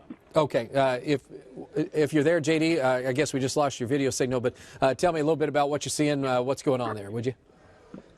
Well, I'm 6 miles to the west of Shakota on 266, and the storm is just off to my west a couple of miles, and there is a tremendous amount of cloud-to-ground lightning. And yet, as I was looking at that, because I don't see that many lightning strikes happening on our system. Our system must be hurting because we were looking at that. So, do you haven't run into the winds? Are you still getting a strong south wind with this right now? No, actually, the winds are calm where I'm at right now. Okay. The winds have been in advance of it, and the temperatures are in the 70s. In fact, it's just while we're there, I got to show this map. He's right on the dividing line right now, and just where Jay is located is right in here. And so just south of it, look at this. McAllister's right now is at 77 degrees. Tulsa's 56. So this is that line of storms coming, knocking down the temperature some about 20 degrees as that cold front moves through, and we're finally down in the 30s also out in the Panhandle. So you get an idea of what's going on in as far as that is happening. Now, JD, you're probably going to run into it, but it is not severe at this time. Winds should start to pick up out of the west or northwest here very shortly. But other than lightning, that's about it. That's about it, but it's still just a few miles off to the west of me right now. All right. Thank you, JD. Greatly appreciate it. We'll be talking to you probably in a little bit. Hopefully it'll be not severe and we won't have to worry about it, but thanks to JD again. Okay, that's part of the system that's moving on across the area. We have the flooding potential dying down in Tulsa. We have the rain ending out to the west. We still have some areas of moderate rain up in Osage County. Not severe. The only places that could be severe are mainly in areas of southeastern Oklahoma, and that is the only place where, as I said, with temperatures around 77 degrees, that we would anticipate that could cause some issues. Also, we have had quite a bit in the way of rainfall in a few of these areas, and it has shown up in a couple of areas as far as, I'm going to see if that'll work. Okay, good. Looking at some of the areas that picked up the most significant amounts of rain.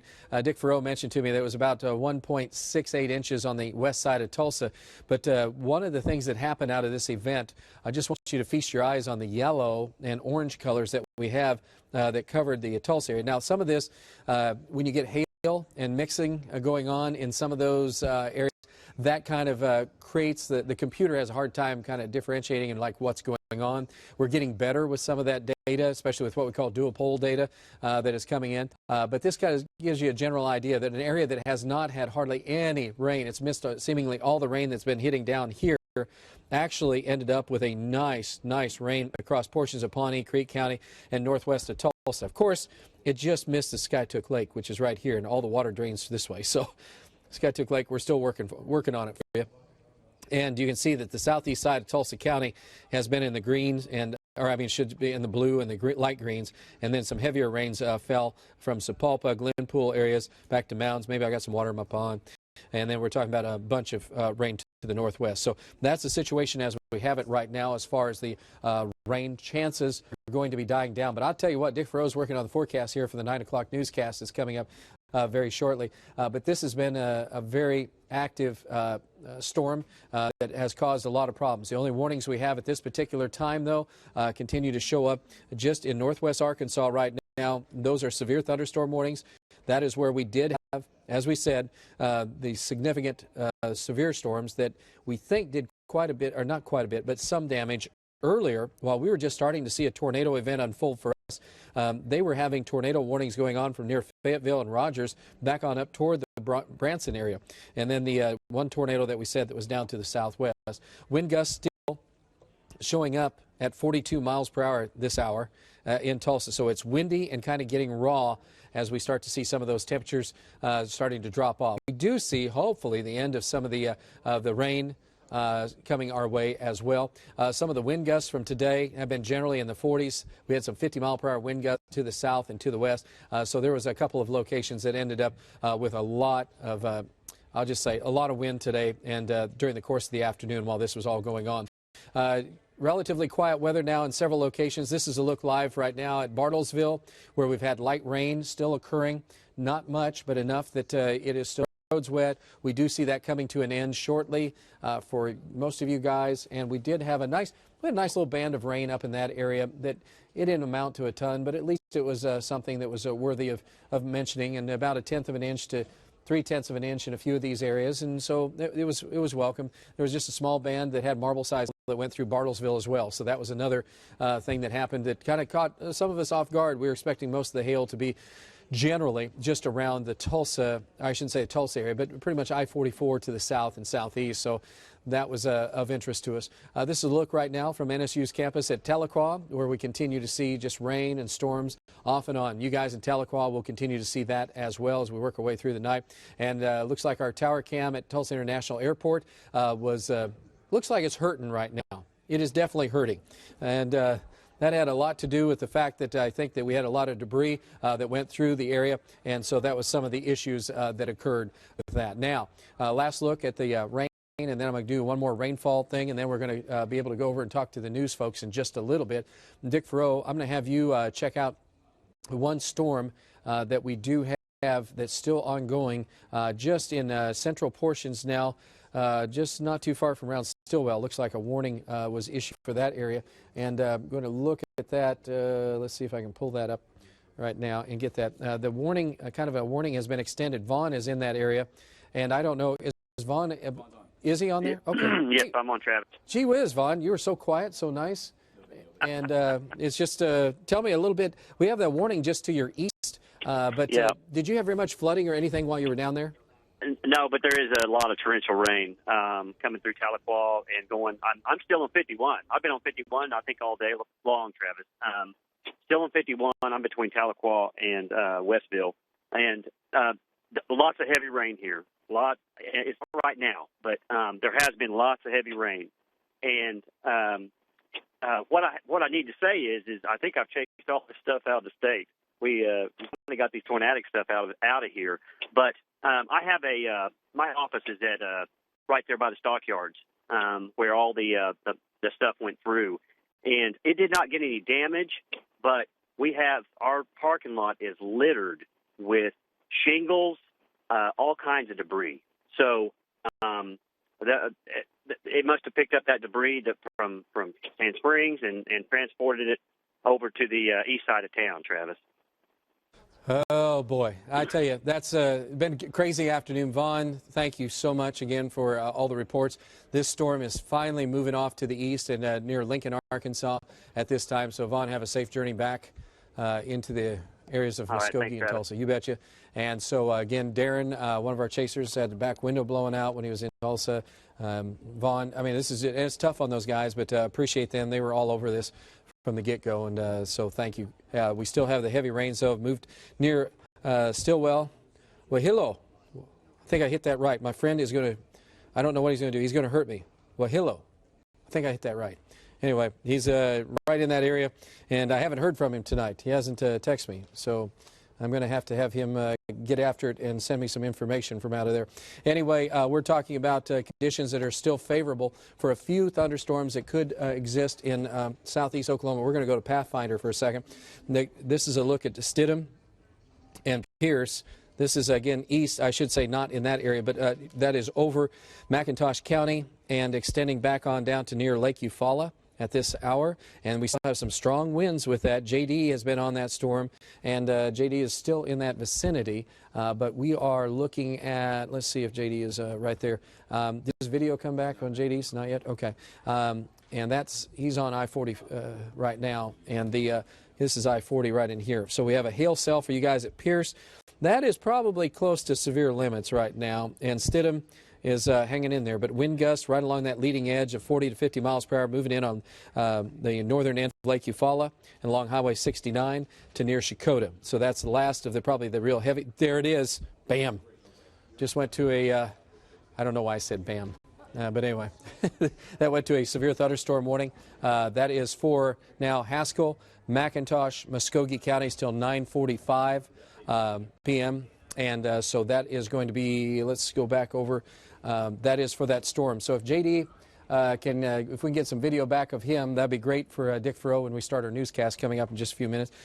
We did have some hail reports. 2.5-inch diameter hail was at Watts in Adair County, and this looks like this hail core is probably enough that's going to be causing some concern. So severe thunderstorm warning will continue in effect. In fact, here's a good idea. Thank you, Mr. Farrow. Here's the hail core from Pierce to Stidham at this time. And I think that's probably what they targeted from the National Weather Service to issue that warning. We do have a chance of 60-mile-an-hour winds, hail to 1 inch in diameter. And again, that is for Haskell, McIntosh, and southern Muskogee County as that moves to the east and to the northeast. This is and that'll be until 9:45, so that's going to go for a whole hour. So we're talking about conditions that are still favorable for a few severe thunderstorms. We saw that, we see that still, and that's where it's located. Is JD on the line at this moment?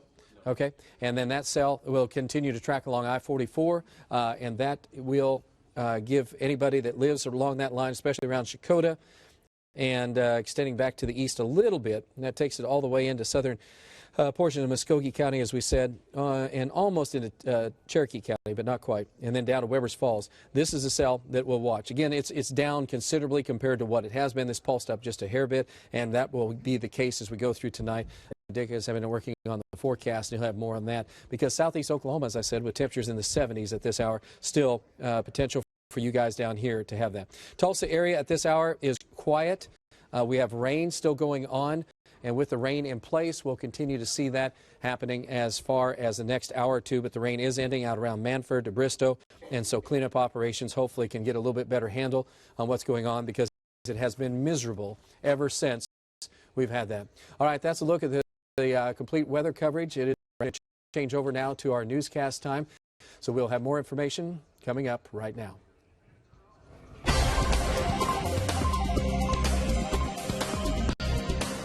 Tornadoes are blamed for at least one death, plus the destruction of dozens of homes. We do have crews out live checking on damage and finding remarkable stories of survival. Plus, Osage Sky News 6 HD captures twisters as they move across Oklahoma. This is Oklahoma's own News on 6 in high definition with severe weather. Thanks for being here with us at 9 o'clock. I'm Craig Day. And I'm Shara Kimiko. Storms are the big story, of course, tonight. We head straight to the Weather Center and Travis with the very latest. Travis. Or Dick. Hi, Dick. Travis is taking a break right now from our extended coverage, probably. Yep. Yes. How are we looking right now? We're looking a whole lot better, at least here in the Tulsa area behind that line of storm. But everything obviously to the south, there's still some concern, but things are winding down considerably from where they were just a couple of hours ago. Let me show you where we are to begin with. This is what we're seeing with, let me start off obviously with the, get button push here. There we go. On Pathfinder, the only storm that is still severe is a storm that is located down there along the I-40 area. There is Shakota. It has moved past Henrietta and extends from around the Eufaula to Shakota area. It's going to be moving due eastward right along I-40 as we go through the course of the next several hours. So that's going to be a concern for potentially some hail primarily, and also the potential for some strong and gusty winds. Here's the hail potential with it, and as brought come down just a little bit, but just west of Shakota is the potential for some hail there. Another cell further to the southwest out of the viewing area will also be moving east to southeast. It also has some hail potential associated with that, as you can see there. But the general rule is that's the only game in town as far as any severe threat. Here's a little bit bigger view of things, and again, that storm as it works on eastward. Other storms have moved out of the viewing area, are now into Arkansas or located to the southeast of Oklahoma City. Notice we still have some widespread rain with some embedded thunder involved with that. And that's going to be an issue with respect to precipitation totals. So here's what we see right now in terms of what's going on. There you see how things have transpired during the course of the day today. The big storms that they fired moved on to the east, brought with them some heavy rainfall. We'll have some of those totals for you coming up. Right now we're dealing with rainfall totals of about 1.5 inches or more here in Tulsa, but there's obviously more rain falling for many locations, and that has been enough to cause some flooding issues. Temperature-wise, 62 in Tulsa. You can ignore the Sand Springs number, but notice it's 51 in Skiatook. As you'll see in just a moment, coming up the next section, we'll have there's much cooler air along with strong northerly winds moving in. So much cooler, but only briefly. And then a weekend warm up, and things are going to kind of settle down as we go into the early part of next week. More about that in a few more minutes. Let's go back now to you guys because there's a lot of news going on with this weather as well. Absolutely. All right, Dick, thanks very much. At least one person is dead. They were killed at a Sand Springs mobile home park. And Emery, you've been there and just coming back, and what devastation happened there, and the person who died. Terrible. Really incredible. You know, when you cover tornadoes, you always end up at these places where homes are a little less substantial. There always is damage there that's just incredible, and this was the situation there. We went out to this mobile home park in Sand Springs. This is 145th West Avenue. It is just on the south side of the river west of Sand Springs. So as soon as we got there, that was when emergency crews were still arriving. We were pretty close behind that storm in getting there ourselves. But this trailer park has quite a few homes that are leveled, I mean completely in pieces, no sign of where they were. You can see their more substantial homes survived relatively intact. There was some roof damage, windows blown out, cars blown around, and but this mobile home park has just so many homes that are just flattened and in pieces. And emergency crews really couldn't get in there with their trucks because there were so many trees down and power lines down and pieces of something that would be across the road. So when we first got there, the weather wasn't so bad, but just this huge rainstorm came in. There was a little bit of hail behind it, but this huge rainstorm and all this lightning. Meanwhile, all these firefighters are out there searching for people, and it was a real active search and rescue. You know, they were going to houses that were, you know, that still had walls and a door. They could go in and search and try to make some progress, but they were also, you know, just lifting up things and looking under it to see if there's somebody under there. And when you talk about 50 homes with significant damage or destroyed, I mean, it's a very frantic effort to search quickly and do it safely with all the down power lines. Right, power lines down, and there was, right in the middle of this mobile home park, there was a big gas main, and it had been severed, and there was this, you know, incredible smell of natural gas and a very loud you know, whooshing sound. I mean, you know, it was obvious, okay, here's something going on. Meanwhile, there's lightning everywhere, there's down power lines, and part of this area still had some electricity. You know, most of Sand Springs didn't have electricity when it came through there. But there was just so much damage that we saw, and you can see there were mobile homes in this video right here. There are mobile homes where we're looking, and they're in pieces. You can't even tell there was ever a home there. These are the ones that have less damage, the ones that we're looking at right there. Now, pretty soon after this, first surge, firefighters started pulling people out, and we saw a couple of people evacuated on stretchers.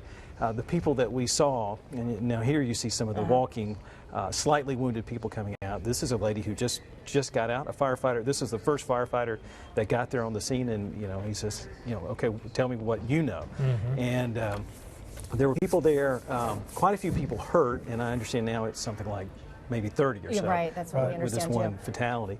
We saw 3 or 4 people go out on stretchers, and they looked like they had, they were injured, but they weren't life-threatening injuries. Mm-hmm. Now, when we were coming out there, we did talk to somebody that we want to pull up here. Some people that were in a mobile home. They knew a storm was coming, and this lady tells us what happened as the storm was bearing down on the mobile home that she and her husband were in. I was laying on bed, and my mattress and everything blew over on top of me. I was at the door, and it just blew me out. My fish tank come out and pushed me on out the door. I had a big 75-gallon tank. It pushed me out the door. What did it feel like? What did it sound like? I don't know. All I remember is dark, just black. And just next thing, the door was about to come open, and I was trying to hold it shut. And the next thing I know, I was out the door. And no wall or nothing stuck. Debris was hitting me in the head and everything else. So I just didn't know what to think, and I was hollering for him. That is so scary. Yeah. In an instant. It's so scary. That's right. And this is some video that we'll post on our website. It may even be here. But, everywhere we went around, I spun around with the camera here, there was something going on. The homes are just in pieces. And these people started walking out, the ones that could. And then we saw firefighters trying to get people out on backboards. And they were having to climb over things with a backboard. They couldn't get a stretcher there on wheels. Climb over stuff, knock some trees out of the way, and then once we finally started getting dark, we started walking out to where a command post had been set up at 17th Street and 145th West Avenue. Mm-hmm. To get emergency crews in there, they were cutting trees out of the road. Just to get trucks in there, because everybody, including us, was on foot up to that point. Firefighters just had what they could carry. Do you know if the Red Cross is out there with them tonight to help some of those? I'm sure there are. There's so many people there that have lost everything. They're soaking wet. Just devastating. I'm soaking wet, but I've got a home to go to tonight. Yeah. But there's a lot of people out there giving them attention. It's cold. It's windy. I mean, you wouldn't believe how cold it was out there, just with that wind, everybody being soaking wet. And then there was this desperate search for people by first responders, and then family members started coming in. Sure. I want to find my mother, my aunt, somebody like that. And so, that was beginning to happen about dark. Yeah. All right, Emery, thank you very much. We appreciate your hard work. Thank you, Emery. All right, firefighters carried dozens of kids from a West Tulsa gymnastics facility as well today. Boy, this will tug on your heart. Tess Monty joins us right now. And Tess, this is amazing that nobody was seriously injured in this. Craig, Sherry, you're absolutely right. If we're going to be sent out to a scene like this, which I just got back from explaining the hat and the clothes that I'm wearing, the wet hair, but if we're going to be sent out to a place like this, this is how we want it to be. There were about 60 people inside that gym, almost all of them children. And I'll tell you what, no one was hurt. And the images that you'll see, the video that you see, it'll just give you chills, just like it did me when I was out there on the scene.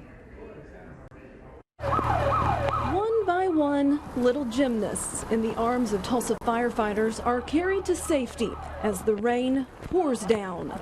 Parents in tears can't get to their babies fast enough. 60 people, mostly children, were inside Aim High Academy in Sand Springs when tornado sirens started screaming. It was loud and everybody was just screaming and crying.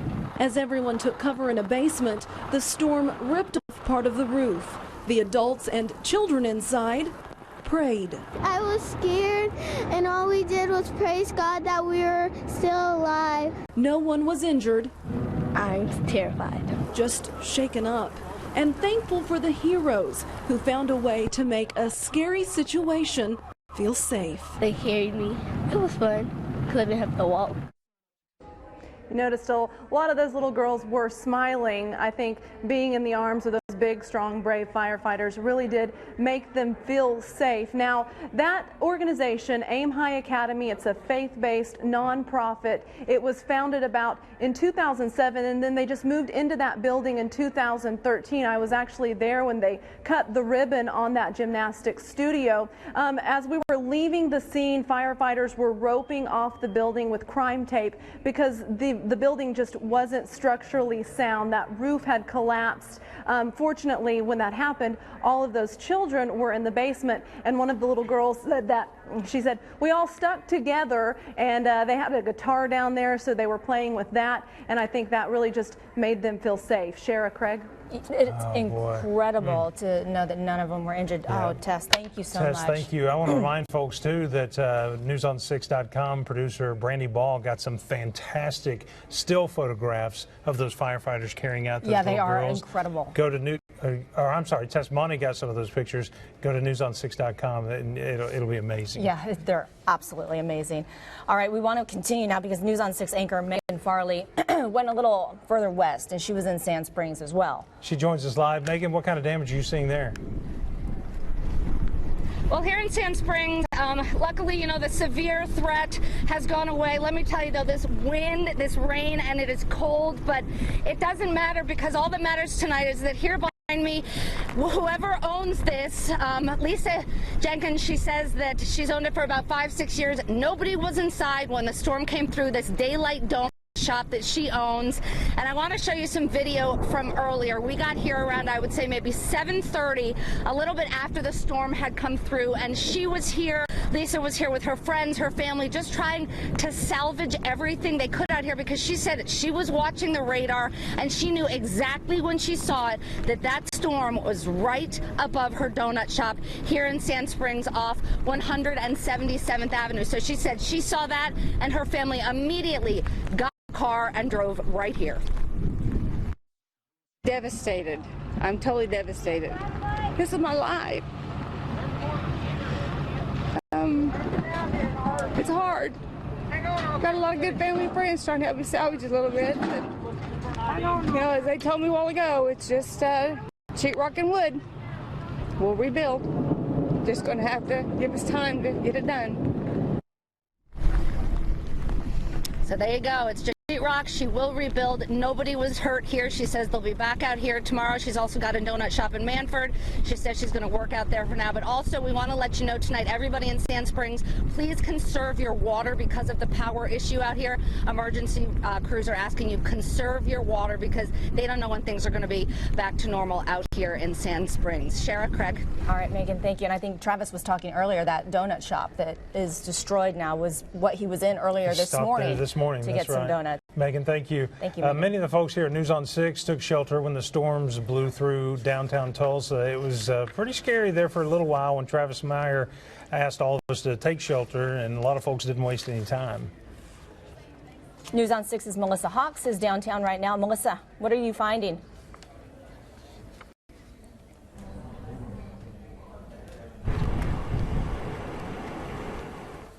A lot of that has been picked up, but as you can see, it's raining on us. We're still seeing a lot of lightning and also thunder out here.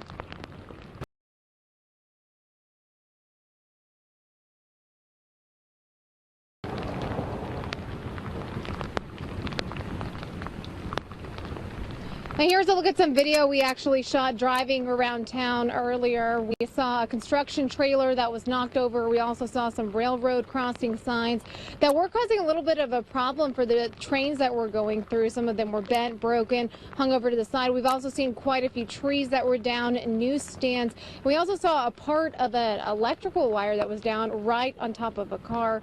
But out here you can see this, all of this on the sidewalk here. This is part of the roof that was up on this building, and earlier today it was actually lying right on First Street. So at least now it's been scooted over. It's sitting on the sidewalk. But we're on First Street, and right back here, this is where McNally's is and a barbecue joint. And earlier tonight actually tons of people in there. They were eating dinner, but now, as you can see, the power is out, so those people have cleared. So downtown, we're still experiencing some different power outages, but for the most part, a lot of the debris has been moved off the road, but still be careful if you're out here driving around. Sheriff Craig. Good advice, yeah, especially watch out for down power lines. Be careful out there. Well, there are thousands of people without electricity right now. We're going to take a live look at PSO's Power Outages website. There you can see, we're going to click on Osage County to start. Let's go back there. 2,400. Nearly 2,500 customers without power. Then in Tulsa County, that's the big one, 32,404 customers without power. We're going to move on to Rogers County, a little more than 200 customers without power this evening. In Wagner County, 2,277 customers out, and we'll continue to update those numbers as we get them. And it's going to be a tough job for utility crews. It's going to be a long night. I know a lot of people are asking, and I know Facebooking me on social media saying, when are they going to get power back on? I don't know. They're working around the clock right now, so they're trying to get it all done as fast as they can. And part of the reason it's going to take quite some time is because there are so many trees that fell down across power lines in Midtown Tulsa. Oh, absolutely. Aaron Conrad joins us live. You're near 37th and Yale. There are many streets out there that are blocked off? Yeah, Shira, we're here off of Yale, and if you can see behind me, there are actually power lines in the middle of the road, and as you can see, crews are currently driving by them to assess some of the damage. It looks like they're going to start working on this group of power lines here. We actually see at least 5 different power poles that have been down on the northbound lanes of Yale. I'm not sure exactly how many people are experiencing outages because of this specific down, but of course you heard that there are plenty of people without power tonight. Now, as you can see, you know, people keep asking, when is it going to get back on? When are we going to get our power back? These guys are working round the clock. They're blocking off roadways, and they're trying to figure out how to get these power lines back up and running as soon as possible. They have a big job here off of Yale because there are so many power poles down, and it's just kind of a treacherous situation here. There are actually crews at the end of the street at the intersection. You can see their lights going. They're blocking off this entire roadway. So north and southbound lanes, it looks as if they are blocking off the entire road of Yale, and they are working to get these power poles back up and back working. So as you can see, it's a very difficult job out here, and when it'll all get done is really up to crews and weather, and we just really don't know when all the power will get back on and when these power poles will get back up. Craig, Shira. They're working as hard as they can. Yeah, absolutely. Aaron, thank you very much. All right, this was absolutely devastating to hear, but a tornado touched down 2 miles west of the Oklahoma City Fairgrounds with multiple power flashes. But this is what happened in Moore. This was the Southwest 4th Street. It crossed, apparently, Interstate 35 in Moore. This was less than a half mile north of the Warren Theater. This all happened around 6:30. We do know, obviously, there have been reports of damage of homes and as well as natural gas leaks. And apparently several car crashes and overturned vehicles that were on I-35. This was just so unfortunate and devastating to hear. Yeah, it sure is. We are very fortunate to have Osage Sky News 6 HD and pilot Will Cavanaugh. Will was flying and got this video of a water spout at Fort Gibson Lake. These things just keep popping up. It was so sudden they'd pop up, and Will was in the right place at the right time there to get that video. And taking another look at some more video that we have, the first confirmed tornado for this evening touched down. This was in northeastern Oklahoma. It was near Keystone Lake. It was around 5:30. The tornado was moving into the Sand Springs. We talked to Emery and Tess about that before lifting over West Tulsa, and it was thought to be about a half mile wide. And this was just something else to watch because we were downstairs in our basement watching this happen when it was coming through. And News 6's Katira Winfrey is at the Westport Marina right now. Katira, we know that there's some tornado moved through that area. Any damage? Anyone hurt? Well, guys, we just got here maybe 20 or 25 minutes ago, and it's really dark out here, so we don't know how serious the damage is. And so we had to stop really quick so we can hop out and let you guys know what's going on. So we haven't made it all the way down to the marina, but we've had a couple of people who live in this area stop by when they saw the News on 6 unit and tell us that there is some minor damage down there. One person told us that on Dock A there is some damage, but on Dock C, everything appears to be okay. And as I mentioned, we've only been out here for a short amount of time, but my photographer Dominic and I have been riding around the area, and we've seen damage here and there. Now, we were in Catoosa earlier and saw a lot of hail, but still no major damage. And then we stopped near downtown Tulsa and saw some damage signs and a lot of power outages. We didn't start seeing power until we were about 5 miles out from where we are right now. So we're going to stick around here, hopefully make it down to where the marina actually is, get some of that damage video, get some of the damage on video, and get that back to you guys to check out later on in the later newscast. Okay, Katira Winfrey, thank you very much. We appreciate the work you and Dominic Armstrong are doing for us. We also have a team of storm spotters that are activated when the weather gets this severe. And this is from storm spotter Darren Stevens. He caught this tornado on camera. This was near Inola. That happened earlier this evening. Look at that. It's incredible video that those guys that are storm chasers that go out there, hats off to them. Yeah, and they know what they're doing, and they're well connected and very knowledgeable, so they do it as safely as possible. Coming up, we will have more team coverage on these deadly storms passing through green country. Plus, investigators search for clues on what exactly caused an emergency plane landing in Verdigris. The XOU student who led a racially charged chant speaks out for the first time, what he says happened. And more storms on the Osage Casino Skycam network. Dick Fro will have the very latest for us.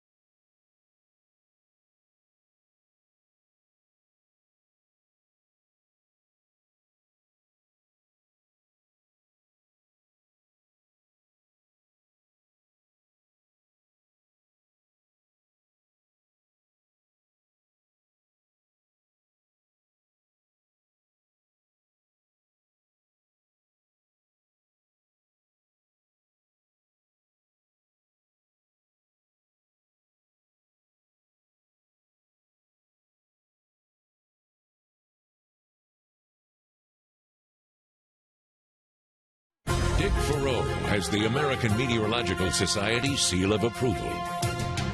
Well, that tornadic storm was moving eastward out of Sand Springs. It was moving towards Tulsa, and as it did so, became undercut by what we call the rear flank downdraft. That cut off the circulation of the tornado itself, but those winds were of tornadic force, and as a result of that, there were widespread power outages. As you can see there, lots of power lines that were arcing as those strong winds came across the Tulsa area. They were up to around 80 and 90 miles an hour. Certainly got our attention here at our studios, I can assure you, as it came through this immediate area. So that was fun. Then, of course, it moved on eastward. It kind of wound itself back up, so it's been kind of cycling as it's gone through the last several hours. It's now well on over into Arkansas.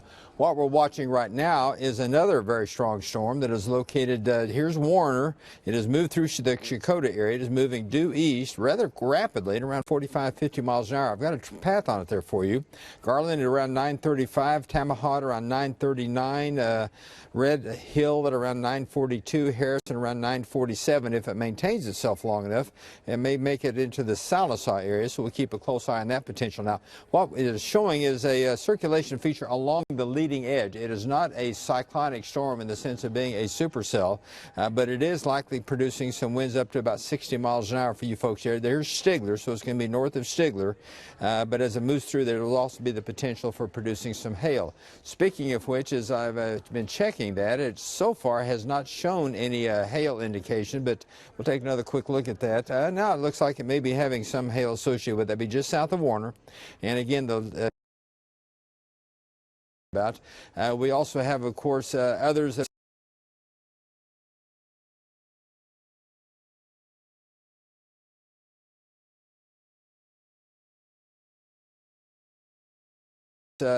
are going on. Let me zoom this. By the way, let me put this into time lapse real quick so you can see again how it's moving along rather quickly.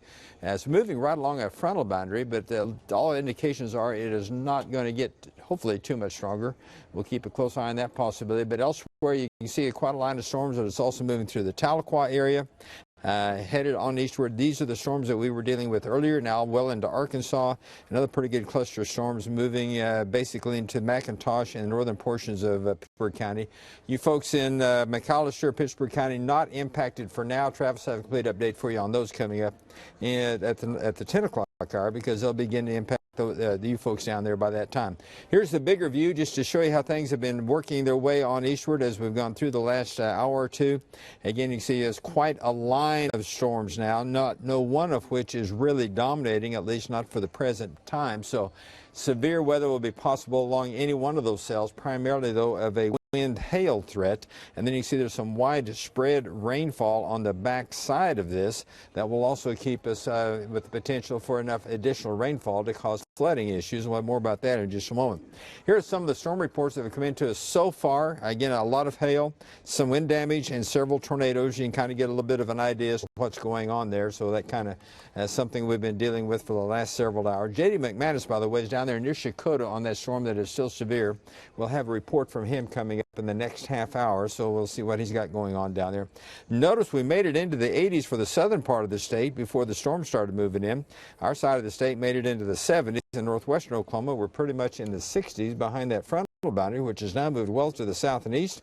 With gusty northerly winds, we're mostly in the 50s, except still some 70s along the end of that boundary. Notice McAllister at 74 degrees, and those winds are still gusting up around 30 and 40 miles an hour, but from the north and northwest, that's going to make it a whole lot cooler. Speaking of which, by morning, everything will be east of us. We'll have gusty northerly winds, but skies will begin to clear out, so temperatures will try to rebound, but despite the sunshine, well, the gusty north wind all day long will be held into the 50s all day. Then another weak system moves by. It'll be mainly impacting the far northeastern corner of the state and into Missouri and Arkansas. Notice it's suggesting the potential for a few snowflakes up there into Missouri. We were concerned about that a couple of days ago around here, but that has shifted a little bit further to the north and east. As we go through the day, Friday, again, a lot of afternoon sunshine, but still only 50s for your daytime highs. Right now, downtown is obviously overcast with still some lingering showers. We're at 55, but a gusty northwest wind, so temperatures will continue to cool off. 76 and 49 so far today. The rainfall total hasn't been updated yet, but looks like we'll probably end up a pretty good total. In fact, we know we've had at least an inch and a half or more. And temperatures 40s northern counties, 70s far to the south. So you can get an idea as to what's going on around here. And as mentioned, Tulsa has had around an inch and a half to almost 2 inches in some areas. Of course, rain is still falling in many locations, so these numbers will continue to go up. By morning, 43 with clearing skies and drying out, but a cold north breeze, which will be rather gusty all through the day tomorrow, around 15 to 25. We'll top out in the upper 50s. At least we'll have some sunshine, so it'll be a little more pleasant to be outside. Again, the thunderstorms are ending for the evening and overnight hours, and as we go into the coming weekend, after some cool mornings, we'll finally start to moderate with some afternoon sunshine, and we'll have another round of potential showers and storms in as we go into the early part of next week, but we'll get through tonight and tomorrow before we worry about those. What do you say about that? It's been a busy night. You guys have done a great job. All right, thanks for keeping us safe, Dick. We have much more of our team coverage of severe weather coming up in just a moment. We'll check in with News on 6 anchor Lori Fulbright as well as News on 6 reporter Allison Harris. Stay with us.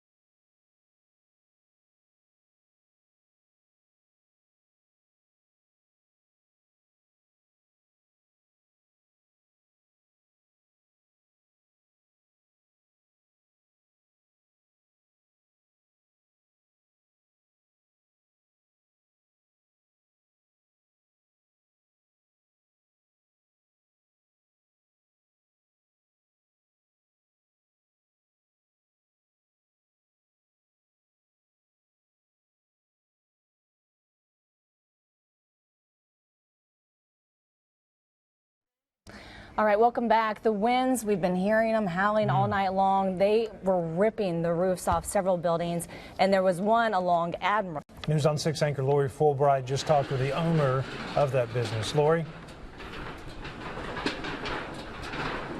Hi, Craig. Sorry, there's a piece of awning hanging from an electrical line right above us, and it just moved. So we're going to move over just a little bit. Harold, come this way so it doesn't swing and hit us. Okay, we're at Galaxy Home Recreation near Admiral and Memorial. And the storm ripped through here earlier when there were about 25 people here. But this is an old building, and there is an old basement down below that's made of concrete. I'm going to show you what I keep looking at here, just so you'll know what's kind of hanging over our heads. But anyway, the old building is made from concrete, and they were able to get into the basement while they were here, and that saved them. And then they could hear the roof ripping off. Sorry, guys. They could hear the roof ripping off their warehouse. And of course, now all their inventory is being, just drowned in all this water. All the people got out safe. There was a lot of damage here, the roof, the awnings, and now they're going to try to bring in some contractors to get the tarps over the top of the building so they can try to protect some of this inventory. Craig? Grief, Lori, get out of there. I know. I'm glad everybody else got out safe, but I'm worried about you right now, so you can get out there safe, too. Yeah, Scary. get in the car or get a hard hat, one or the other. We appreciate that live report. Thank you, Lori. All right, we're going to be heading back to Sand Springs, where we know at least one person was killed in that storm. News on 6's Allison Harris is at that mobile home park that was hit hard. Allison, it is heartbreaking to see so many of those families pretty much lost everything.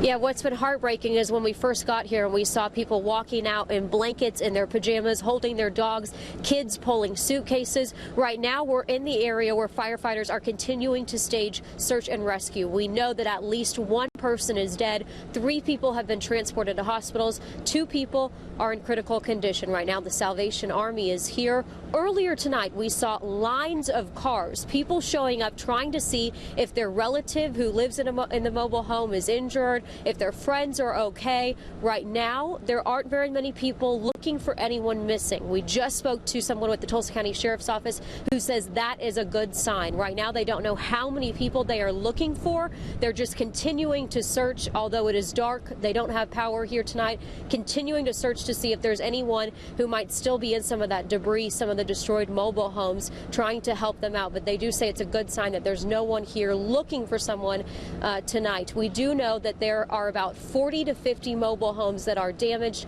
some of them completely destroyed. We talked to several people tonight. One person who says he lives in one of those mobile homes, and as soon as he heard a storm was coming, grabbed his kids, his wife, his in-laws, went to Walmart, took shelter there, and he was coming back to see if his home was okay. Spoke to another woman who says she was in her bathtub with her kids. Her best friend was there, was going outside to take care of something with the trailer. She wasn't able to connect with her best friend. We haven't been able to check back in with her to hear if she is okay. So we're hearing stories like that over and over again tonight. Right now, we know that this search and rescue will continue throughout the night. We sure hope that she finds her friend. Yeah, no kidding. She's okay. Thank you, Allison. Allison, thank you. All right, and we continue to follow this weather that's been going Dick on. Fro, we've talked about everything tonight, from huge hailstones and hail covering the highways to strong winds. Lightning, I mean, you name it. It's been a little bit of everything. It's been one of those kind of days. It sure has. And this is only severe thunderstorm watch number 6. It's only the 6th one they've issued this whole year so far. Wow. So it's been real quiet. And then something like this happens. So that kind of puts things into perspective. All right.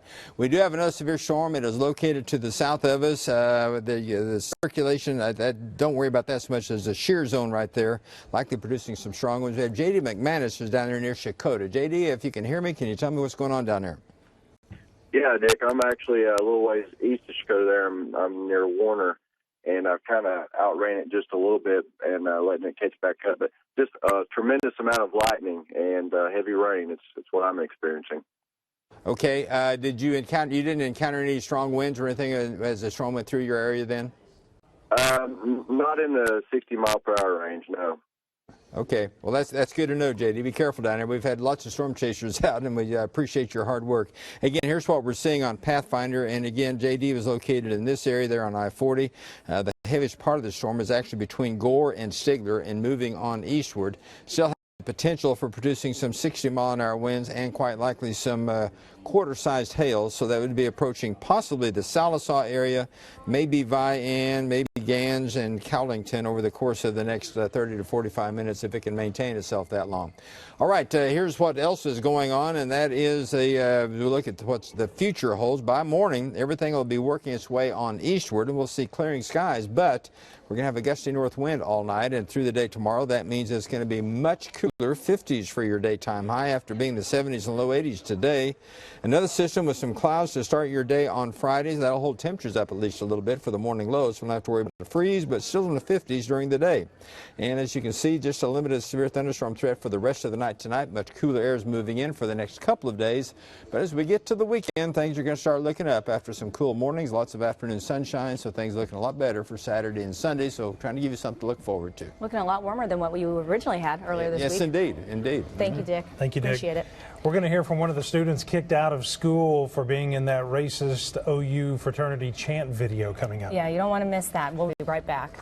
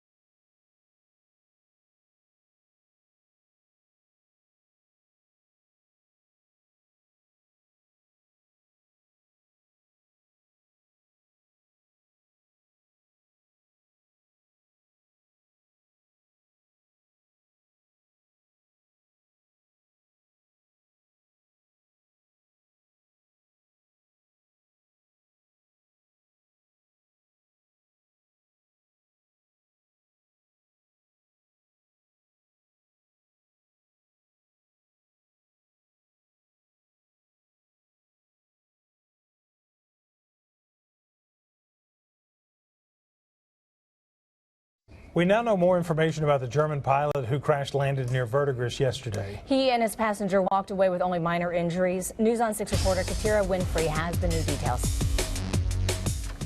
The FAA has completely taken over the investigation, and despite the damage, the pilot didn't want to talk on camera, but he was back out here with the FAA inspecting the plane. One full day after crash landing, pilot Marcus Bastook is back with bruises on his face, but he's alive. It's great to see the pilot out here. It's better than the alternative. The German citizen recently purchased this plane and had it inspected with plans to take it back to Europe. But something went wrong. Okay, it looks like we got an engine problem. We lost all our thrust. Air traffic control directed the pilot to several nearby airstrips. Before he could make it, he went down. We have plenty of fuel and we have 2 zones, but we are 30 miles out now and we're not going to make it. With hundreds of flight miles as a skydiving plane pilot and as an FAA certified airman, this pilot knew what he was doing. He took into consideration, obviously, the power lines that are around here and the trees, and he was just attempting not to hit the trees, and he did a fine job of that. A loss of power is the preliminary cause of the crash, but it's still going to take investigators a while to make a final determination. We're going to be taking a look at man, machine, and environment to see if we can determine the cause. The FAA says this plane could be here for a while, but it should be removed in the next few days. Katira Winfrey, News on 6. And we have new developments tonight surrounding the viral video of the OU SAE fraternity chanting racial slurs. The former student at the center of the controversy apologized today. Levi Pettit met with black community leaders for more than 2 hours talking about the history of racism. News on 6 reporter Justin Doherty has more on what Pettit had to say. Hand in hand with State Senator Anastasia Pittman, Levi Pettit entered Fairview Missionary Baptist Church to say sorry for his racist chant caught on camera. In the video, he says the N-word and mentions lynchings. But on this day, it's a different tone. Let me start by saying that I'm sorry. Deeply sorry. I'm so sorry for all the pain that I've caused, and I want you all to know that directly from me. Although I don't deserve it, I want to ask for your forgiveness. There are no excuses for my behavior. I never thought of myself as a racist. I never considered it a possibility. But the bottom line is that the words that were said in that chant were mean, hateful, and racist. Levi continued to say his life will now be filled with sorrow and pain for his actions, and he will continue to learn from those actions. But where he learned that chant, that's something he did not want to discuss. I'm here to apologize for what I did, because the truth is that what was said in that chant is disgusting, and it should never. And after meeting with these people and everybody else I've met with, I've learned that these words should never be repeated, joked about, or ever used in any form ever again. Justin Doherty, News on 6. The Thunder go for a 5th straight win tonight, facing the Spurs in San Antonio. And the story of a lanky left-hander that's leading the Cowboys in the Big 12 play. That's next in sports.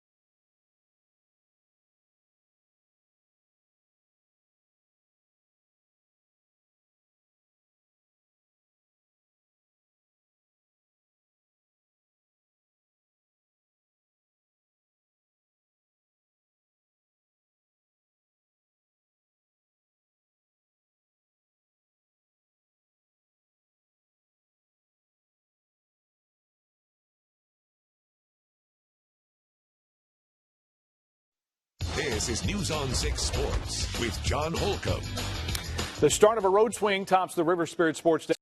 A quick turnaround for the Thunder after a fourth straight win last night, beating the Lakers at home. Tonight they're in San Antonio, and it's not going so well. At halftime, the Spurs lead at 71-50. Russell Westbrook has 16 points, but he's the lone highlight for the Thunder. San Antonio shooting 63% from the field as they lead by 21 at the break. There are a couple of spots open on the TU roster. On Tuesday, Stevie Repahowski announced his plans to transfer, and today freshman guard Micah Littlejohn followed suit.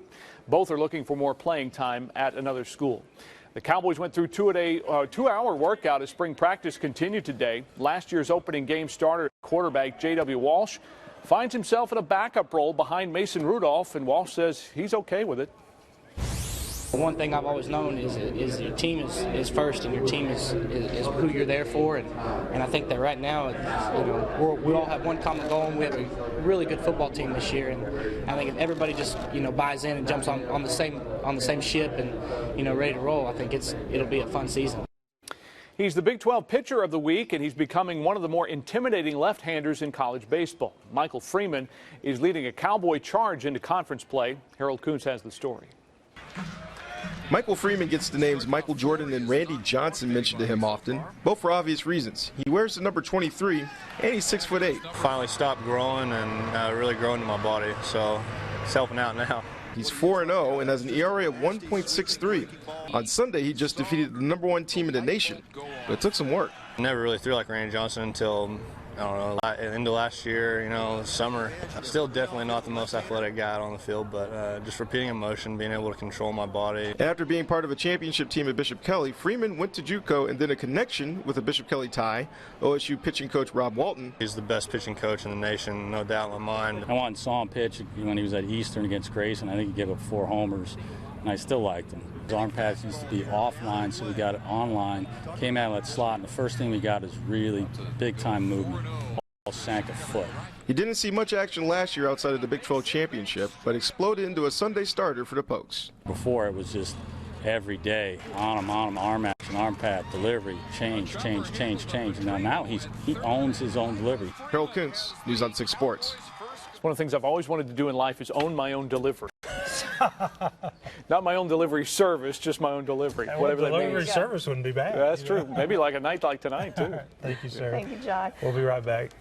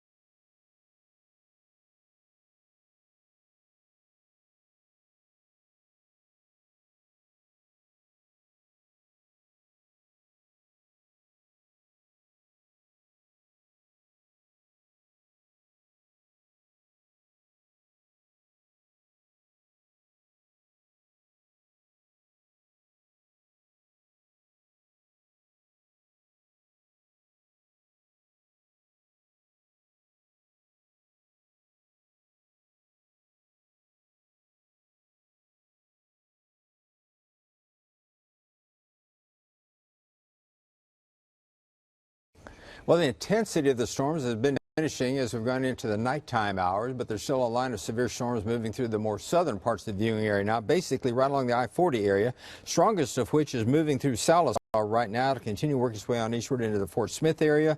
Also a severe storm that is located just to the west of Eufaula. J.D. McManus is repositioning for that one. Travis, have an update on that for you during the 10 o'clock newscast. That one also moving eastward, so it'll be impacting Eufaula in the Highway 69 area over the next few minutes. McAllister, you folks have been high and dry through all this so far. We notice the showers and storms immediately to the west. Those will be moving in onto Pittsburgh County over the course of the next 30 minutes or so, and some of those will have the potential for severe weather, winds, and a hail threat. And the bigger picture, again, you can see the storms line up all the way down to the Red River, but everything again working its way on eastward, so things will begin to slowly improve as we go through the course of the nighttime hours. By tomorrow, it's going to be sunny, but it's going to be a whole lot cooler. Temperatures starting off in the 40s that morning, 50s that afternoon, cooler yet for Friday with gusty north winds both days to really make for a difference. Then the weekend, we'll have things starting to improve a bit. We should see enough sunshine to get us at least near 70 on Saturday, into the 70s on Sunday. Then we'll bring another potentially spring-like system coming in early next week for another chance of showers and storms by then. Whew, all right. Thank you very much, Dick. We appreciate all your help tonight. Keeping us safe. Well, we want to remind you, you can stay connected with severe weather, you name it. You can stay connected here at News on 6. All you have to do is text 6Connect to 79640. You'll get the latest information, all of our apps as well. And you can always go to newson6.com as well to see all of the video and pictures if you want that too. But for now, stay tuned for continuing coverage of News on 6 at 10.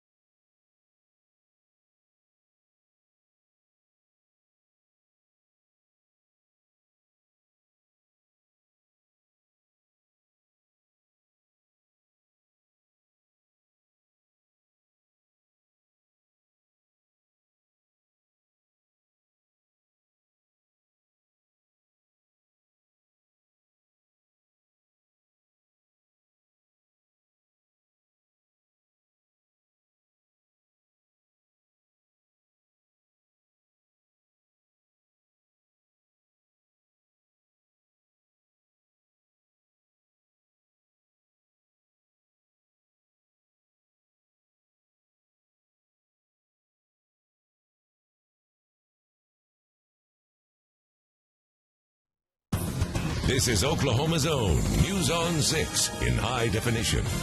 It's a deadly start to spring after a tornado hit Sand Springs. Here's another look at the storm. It destroyed dozens of homes as it went, turning a mobile home community into a pile of debris.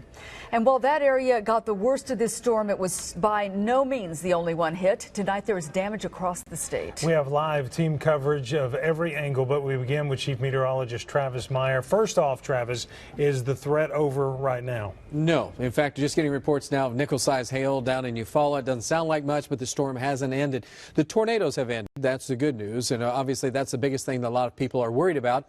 Obviously, but it looks like still active weather if you're south and east, because it's still in the 70s off to the southeast while we're freezing or getting cold anyway here. All of our storm chasers still have been out and around. We're still looking at a lot of thunderstorm activity now in the southeast corner of the state where temperatures are in the 70s. Behind that, we still have some rain and showers around that could linger into tomorrow. We'll talk more about that.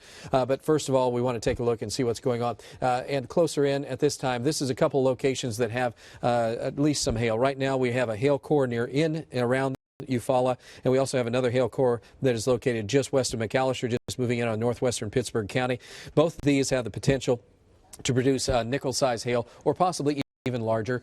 So those are the ones that we're going to be aware of as we go through the next, probably about next hour. That'll be crossing over northern Pittsburgh County, and that will be close enough to also make it just barely into McAllister, but that's a hail core that's that magenta darker color. So that's around Cabanas, also Arpalar, and also Scipio. And then that'll be up to Ulan in short order, and that's moving about 45 miles per hour. Back to the northeast a little bit, and we go to Eufaula, and then that's where we have another hail core that's moving across the area. Again, the magenta and the black colors indicate hail. And at this time, the data is indicating this nickel-sized hail, some quarter-sized hail with that. So you guys, and you follow, you're going to get chunked with some chunks of hail. And that's a severe thunderstorm warning right now in McIntosh County from Eufaula, and that extends just north of Longtown and to near Porham. Also, another cell, which is further to the east, goes, there's a couple around Stigler in Haskell County to south of Keota. But the main one, which was also producing some bad stuff, that one now is moving into, really it's into Muldrow, Gans area, and then this is more moving into Arkansas as we speak. This is a big storm, a lot of hail associated with that. So those are the conditions we're watching for that we think are going to be ending gradually tonight. But in the meantime, still the larger picture indicates that that's the bad part coming in on Fort Smith on the southeastern Oklahoma and northern LaFleur County. And then we have these couple other cells. One near McAllister could cause some problems. Tulsa, we're starting to clear out on the backside. So that should be beneficial to us. And so we're hoping that conditions will be improving enough for tomorrow that we can have a lot of, I guess, I don't know, cleanup, I guess the word to use, and the weather will cooperate. Tomorrow should be improved, a lot colder. We'll talk about the details of the forecast coming up a little bit. Boy, this thing just blew up on us. Oh, it did. And take a look at this. This is, speaking of blowing up, this is the video that it came to us from downtown here from our tower cam. The winds estimated between 80 and 90 miles per hour. And as you watch, those arcs of power and energy, pretty much just lines that are crossing over, some trees that be falling on the lines and making them touch one another. And so those flashes pretty much indicate that. But it doesn't look like much, but hardly ever do you see something this widespread. With this is about 3 to 4 miles wide where some of these arcs of power and flashes were showing up. So again, very impressive in terms of the magnitude of how big the storm went. Severity, yeah. Yeah, because it just really got cranking. And we were thinking, it's going to die down eventually. And it looked bad for a while, and then it really got bad. Sure. All right. Thank you, Travis. Thanks, Travis. And while there is tragic news to report tonight, there are also some amazing stories of survival. The Sand Springs Mobile Home Park we mentioned earlier seems to have been the hardest hit area in Green Country. It's off Highway 51 near 145th West Avenue. News on 6 reporter Emery Bryan was there tonight as rescuers raced in to assess the damage and find survivors. Emery?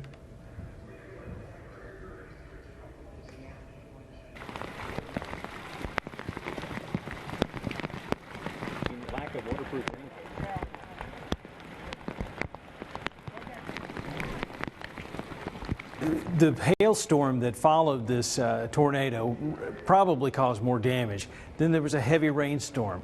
You can see we got there really as the firefighters were getting there, the walking wounded were coming out, and sheriff's deputies started going door to door to search. They would go through and mark the areas that they had searched with these this yellow tape.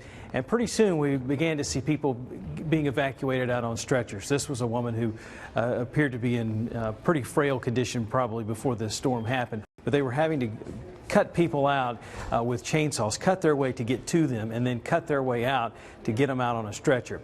Now, looking in this video right there, that's a neighborhood where mobile homes were just torn to pieces. More substantial homes survived fine. You can see a mobile home there turned upside down, a travel trailer pushed up against one home. Quickly, people started getting there and trying to look for their relatives.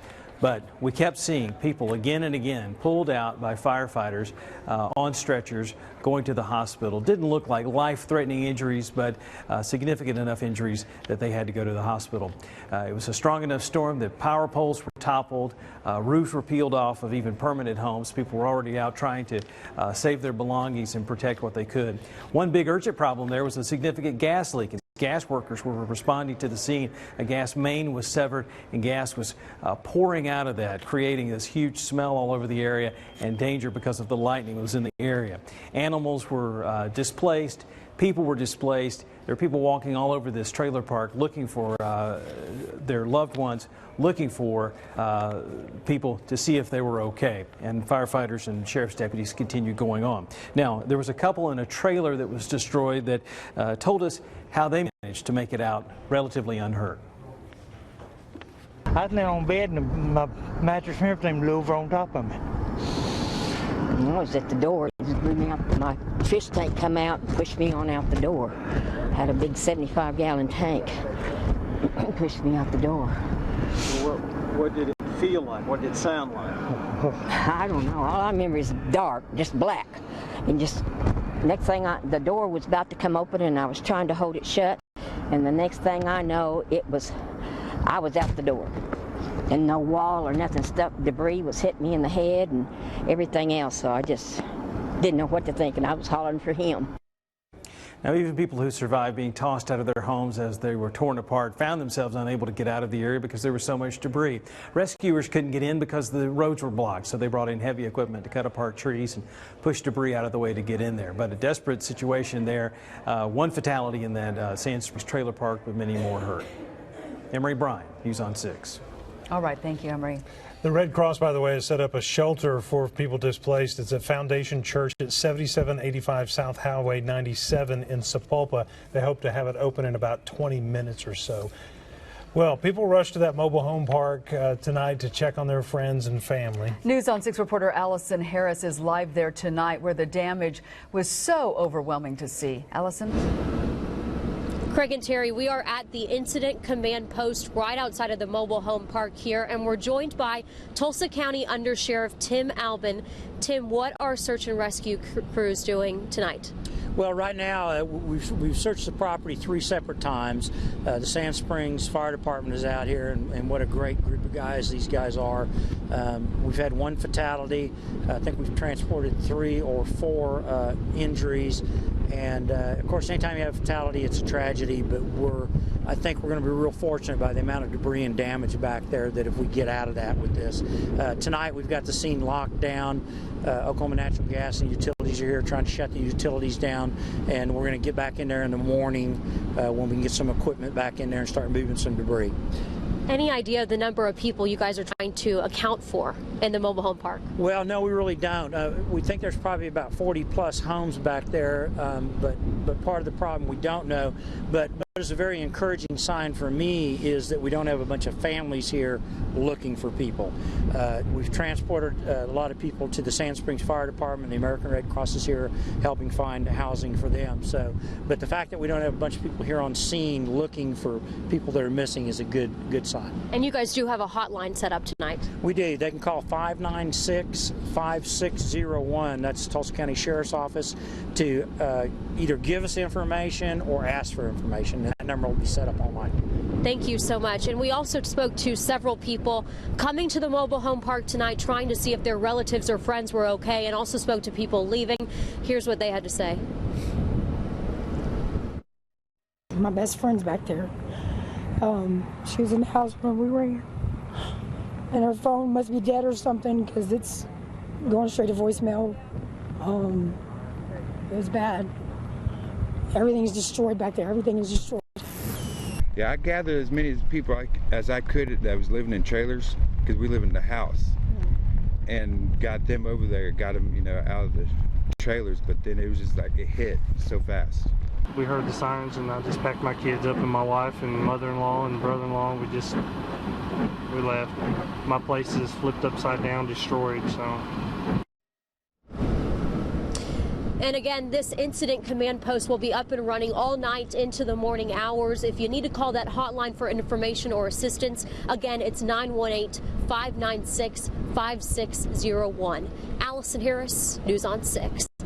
The tornado hit just as some young children were starting gymnastics class. They took shelter and managed to survive even as the walls came down around them. News on 6 reporter Tess Monty was there as firefighters carried those children out one by one. Tess? Craig, Terry, we were out there. The rain was pouring down, and it was one of the most incredibly touching scenes I have ever been on. In this job, you know, we cover a lot of tragic endings during storm season. Well, this was the complete opposite. Yes, there was damage, but no one was hurt. More than 60 people, almost all of them children, were inside the Aim High Academy when the tornado hit. The most compelling moment, it gave me chills, brought tears to my eyes, was watching how the firefighters demonstrated compassion while rescuing those little girls from the storm after it passed. One by one, little gymnasts in the arms of Tulsa firefighters are carried to safety as the rain pours down. Parents in tears can't get to their babies fast enough. 60 people, mostly children, were inside Aim High Academy in Sand Springs when tornado sirens started screaming. It was loud and everybody was just screaming and crying. As everyone took cover in a basement, the storm ripped off part of the roof. The adults and children inside prayed. I was scared, and all we did was praise God that we were still alive. No one was injured. I'm terrified. Just shaken up and thankful for the heroes who found a way to make a scary situation feel safe. They carried me. It was fun because I didn't have to walk. A lot of smiles out there tonight. Now, there was structural damage to that gym. The roof had caved in, and as we were leaving, firefighters were taping off with crime tape to keep people back because those walls there were not structurally sound. Now, Aim High Academy is a faith-based nonprofit gym. Jennifer Patterson actually founded it in 2007, but in 2013, the gym moved into that building at 46th and Charles Page Boulevard. I was actually there for that ribbon cutting, and it was started with a mission to give North Tulsa children an opportunity to learn gymnastics. So we certainly wish them well and hope that they'll be rebuilding soon. Tess Monty, News on 6. And businesses were hit tonight as well. What was a donut shop near Sand Springs is just a pile of debris tonight. News on 6 anchor Megan Farley spoke with the owner tonight who watched as that storm hit. Megan? That's right, and ironically enough, it was Travis Meyer who mentioned earlier he was here at this donut shop just this morning, along with many people here, but I'm going to step away and show you what is left of it tonight. Not a lot. A pile of debris, glass everywhere, but we were out here around 7:30, shortly after that storm hit earlier this evening, and Lisa Jenkins, the owner of the Daylight Donuts, which used to be the Daylight Donuts, her friends and family, they were digging through the mess, just trying to pretty much save what they could.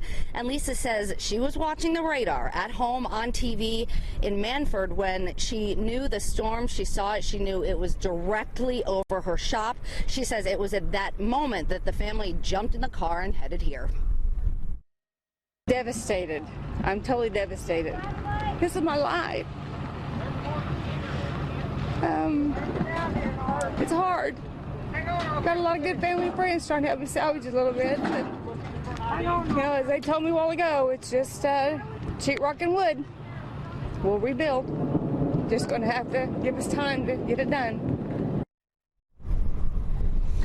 So rebuild, they definitely will. And I do want to let you know, though, that emergency responders are asking everybody in Sand Springs, please conserve your water because they need to wait for all the power to come back on. So until that happens, please conserve your water. For now, live in Sand Springs, Megan Farley, News on 6. Areas around Keystone Lake were hit hard as well. News on 6 reporter Katira Winfrey is live at Westport Marina, where those steel docks were no match for this storm. Katira? Well, Terry and Craig, when we first talked to you during the 9 o'clock hour, we hadn't made it down here just yet, and we weren't able to describe the damage. Well, now we can. The damage, as you can see right behind me, is pretty severe. The metal on the top is bent and twisted everywhere. Yes, there are boats buried under there. Now, even at this late of an hour, boat owners have been coming out here to try to see if they could see their boats, but clearly they can't really make it out there. Now, the marina owner was also out here, and he said he's glad no one is hurt, but this damage is way too familiar. What do I think?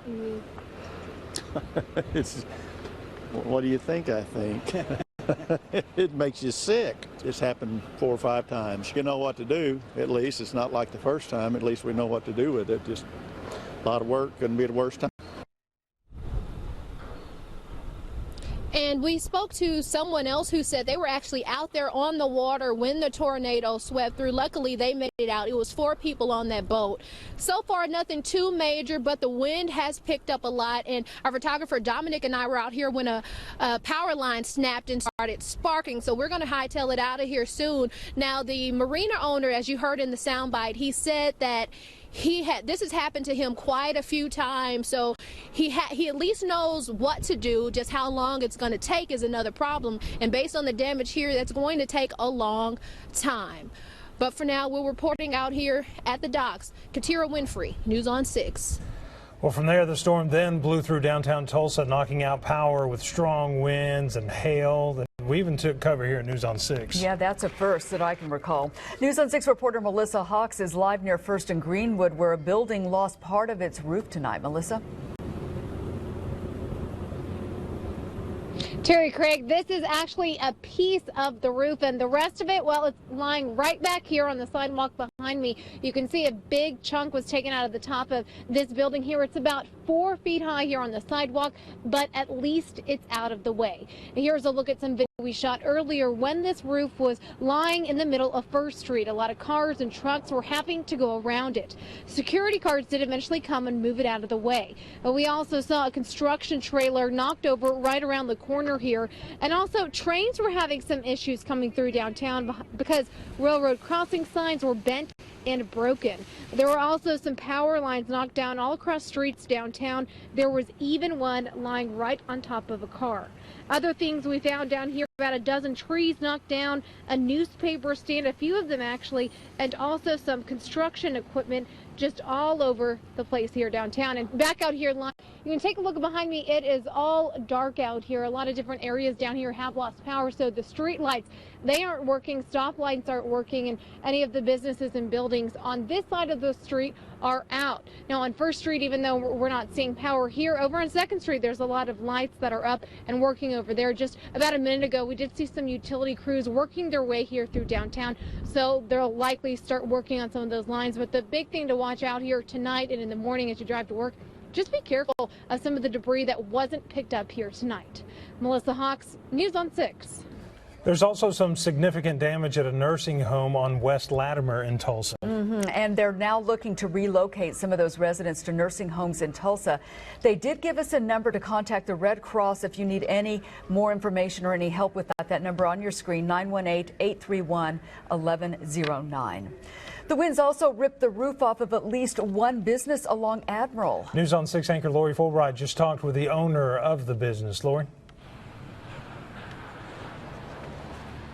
Well, Craig, we're at Galaxy Home Recreation near Admiral Memorial, and as you can see, there are pieces of wood like this that were just sheared off, nails sticking out. They're all over the road on the parking lot here. But most of the damage is the roof. As you can see, most of it's just a now twisted pile of metal behind me. There were about 25 people here at the main showroom when the storm hit, and they were very lucky that they had a place to go. Here's what the owner had to tell us. Thankfully, this building is a real old building. It's I think back early days military building. They have a really nice basement. So we actually have a basement that's a concrete basement downstairs. So everybody went down there? Everyone went down there. So the good news is everyone was safe, but while they were down there, they could hear these power lines falling and sparking. The roof of their warehouse next door peeled off completely. It's gone. Just a few minutes ago, some guys from a roofing company got here with their ladders and their tarps, and they're going to go up there and try to cover that because, as you can imagine, all their inventory inside, their pools, their hot tubs, their jungle gyms, everything just got flooded in that rain. They say they've been through this before when a storm hit Oklahoma City, their location there, so they know the ropes. It's just got to be patient, do the work, and get back to business. Craig?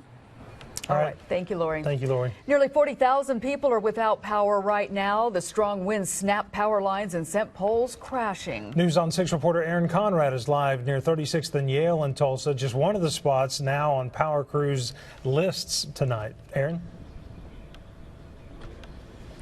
Well, that's right, Craig and Terry, and this area has at least 5 power poles down that came down onto Yale. They're actually right behind me. If you can see, crews have blocked off. At first, they blocked off the northbound lanes where that pole fell and where some of those poles fell. But then actually just about an hour ago, they blocked off the entire street. Yale, both southbound and northbound between 31st and 41st is blocked off. Now, I want you to turn over here with me. As you can see over at the intersection, crews over this direction are working very diligently. They've blocked off the roadways. Obviously, police are patrolling this whole area. They're directing people around this area, but they are working very diligently to try and get these power poles back up. We've seen crews go up and down this area, looking at the power lines and analyzing what has gone on here and just what they have to do to get these back up and get the power back restored to parts of this area. Now, we're off of 37th and Yale, and some of the houses around here do have power, but it looks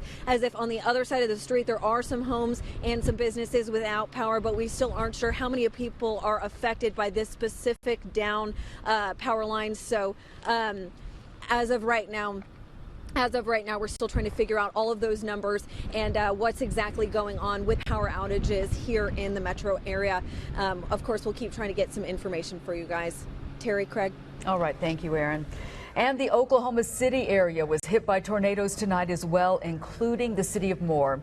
There were huge power flashes as the storm moved through, following a path similar to the deadly tornado that hit in 2013. Reporter Justin Doherty from our sister station News 9 is live in Moore tonight, where people are getting their first look at this round of damage. Justin?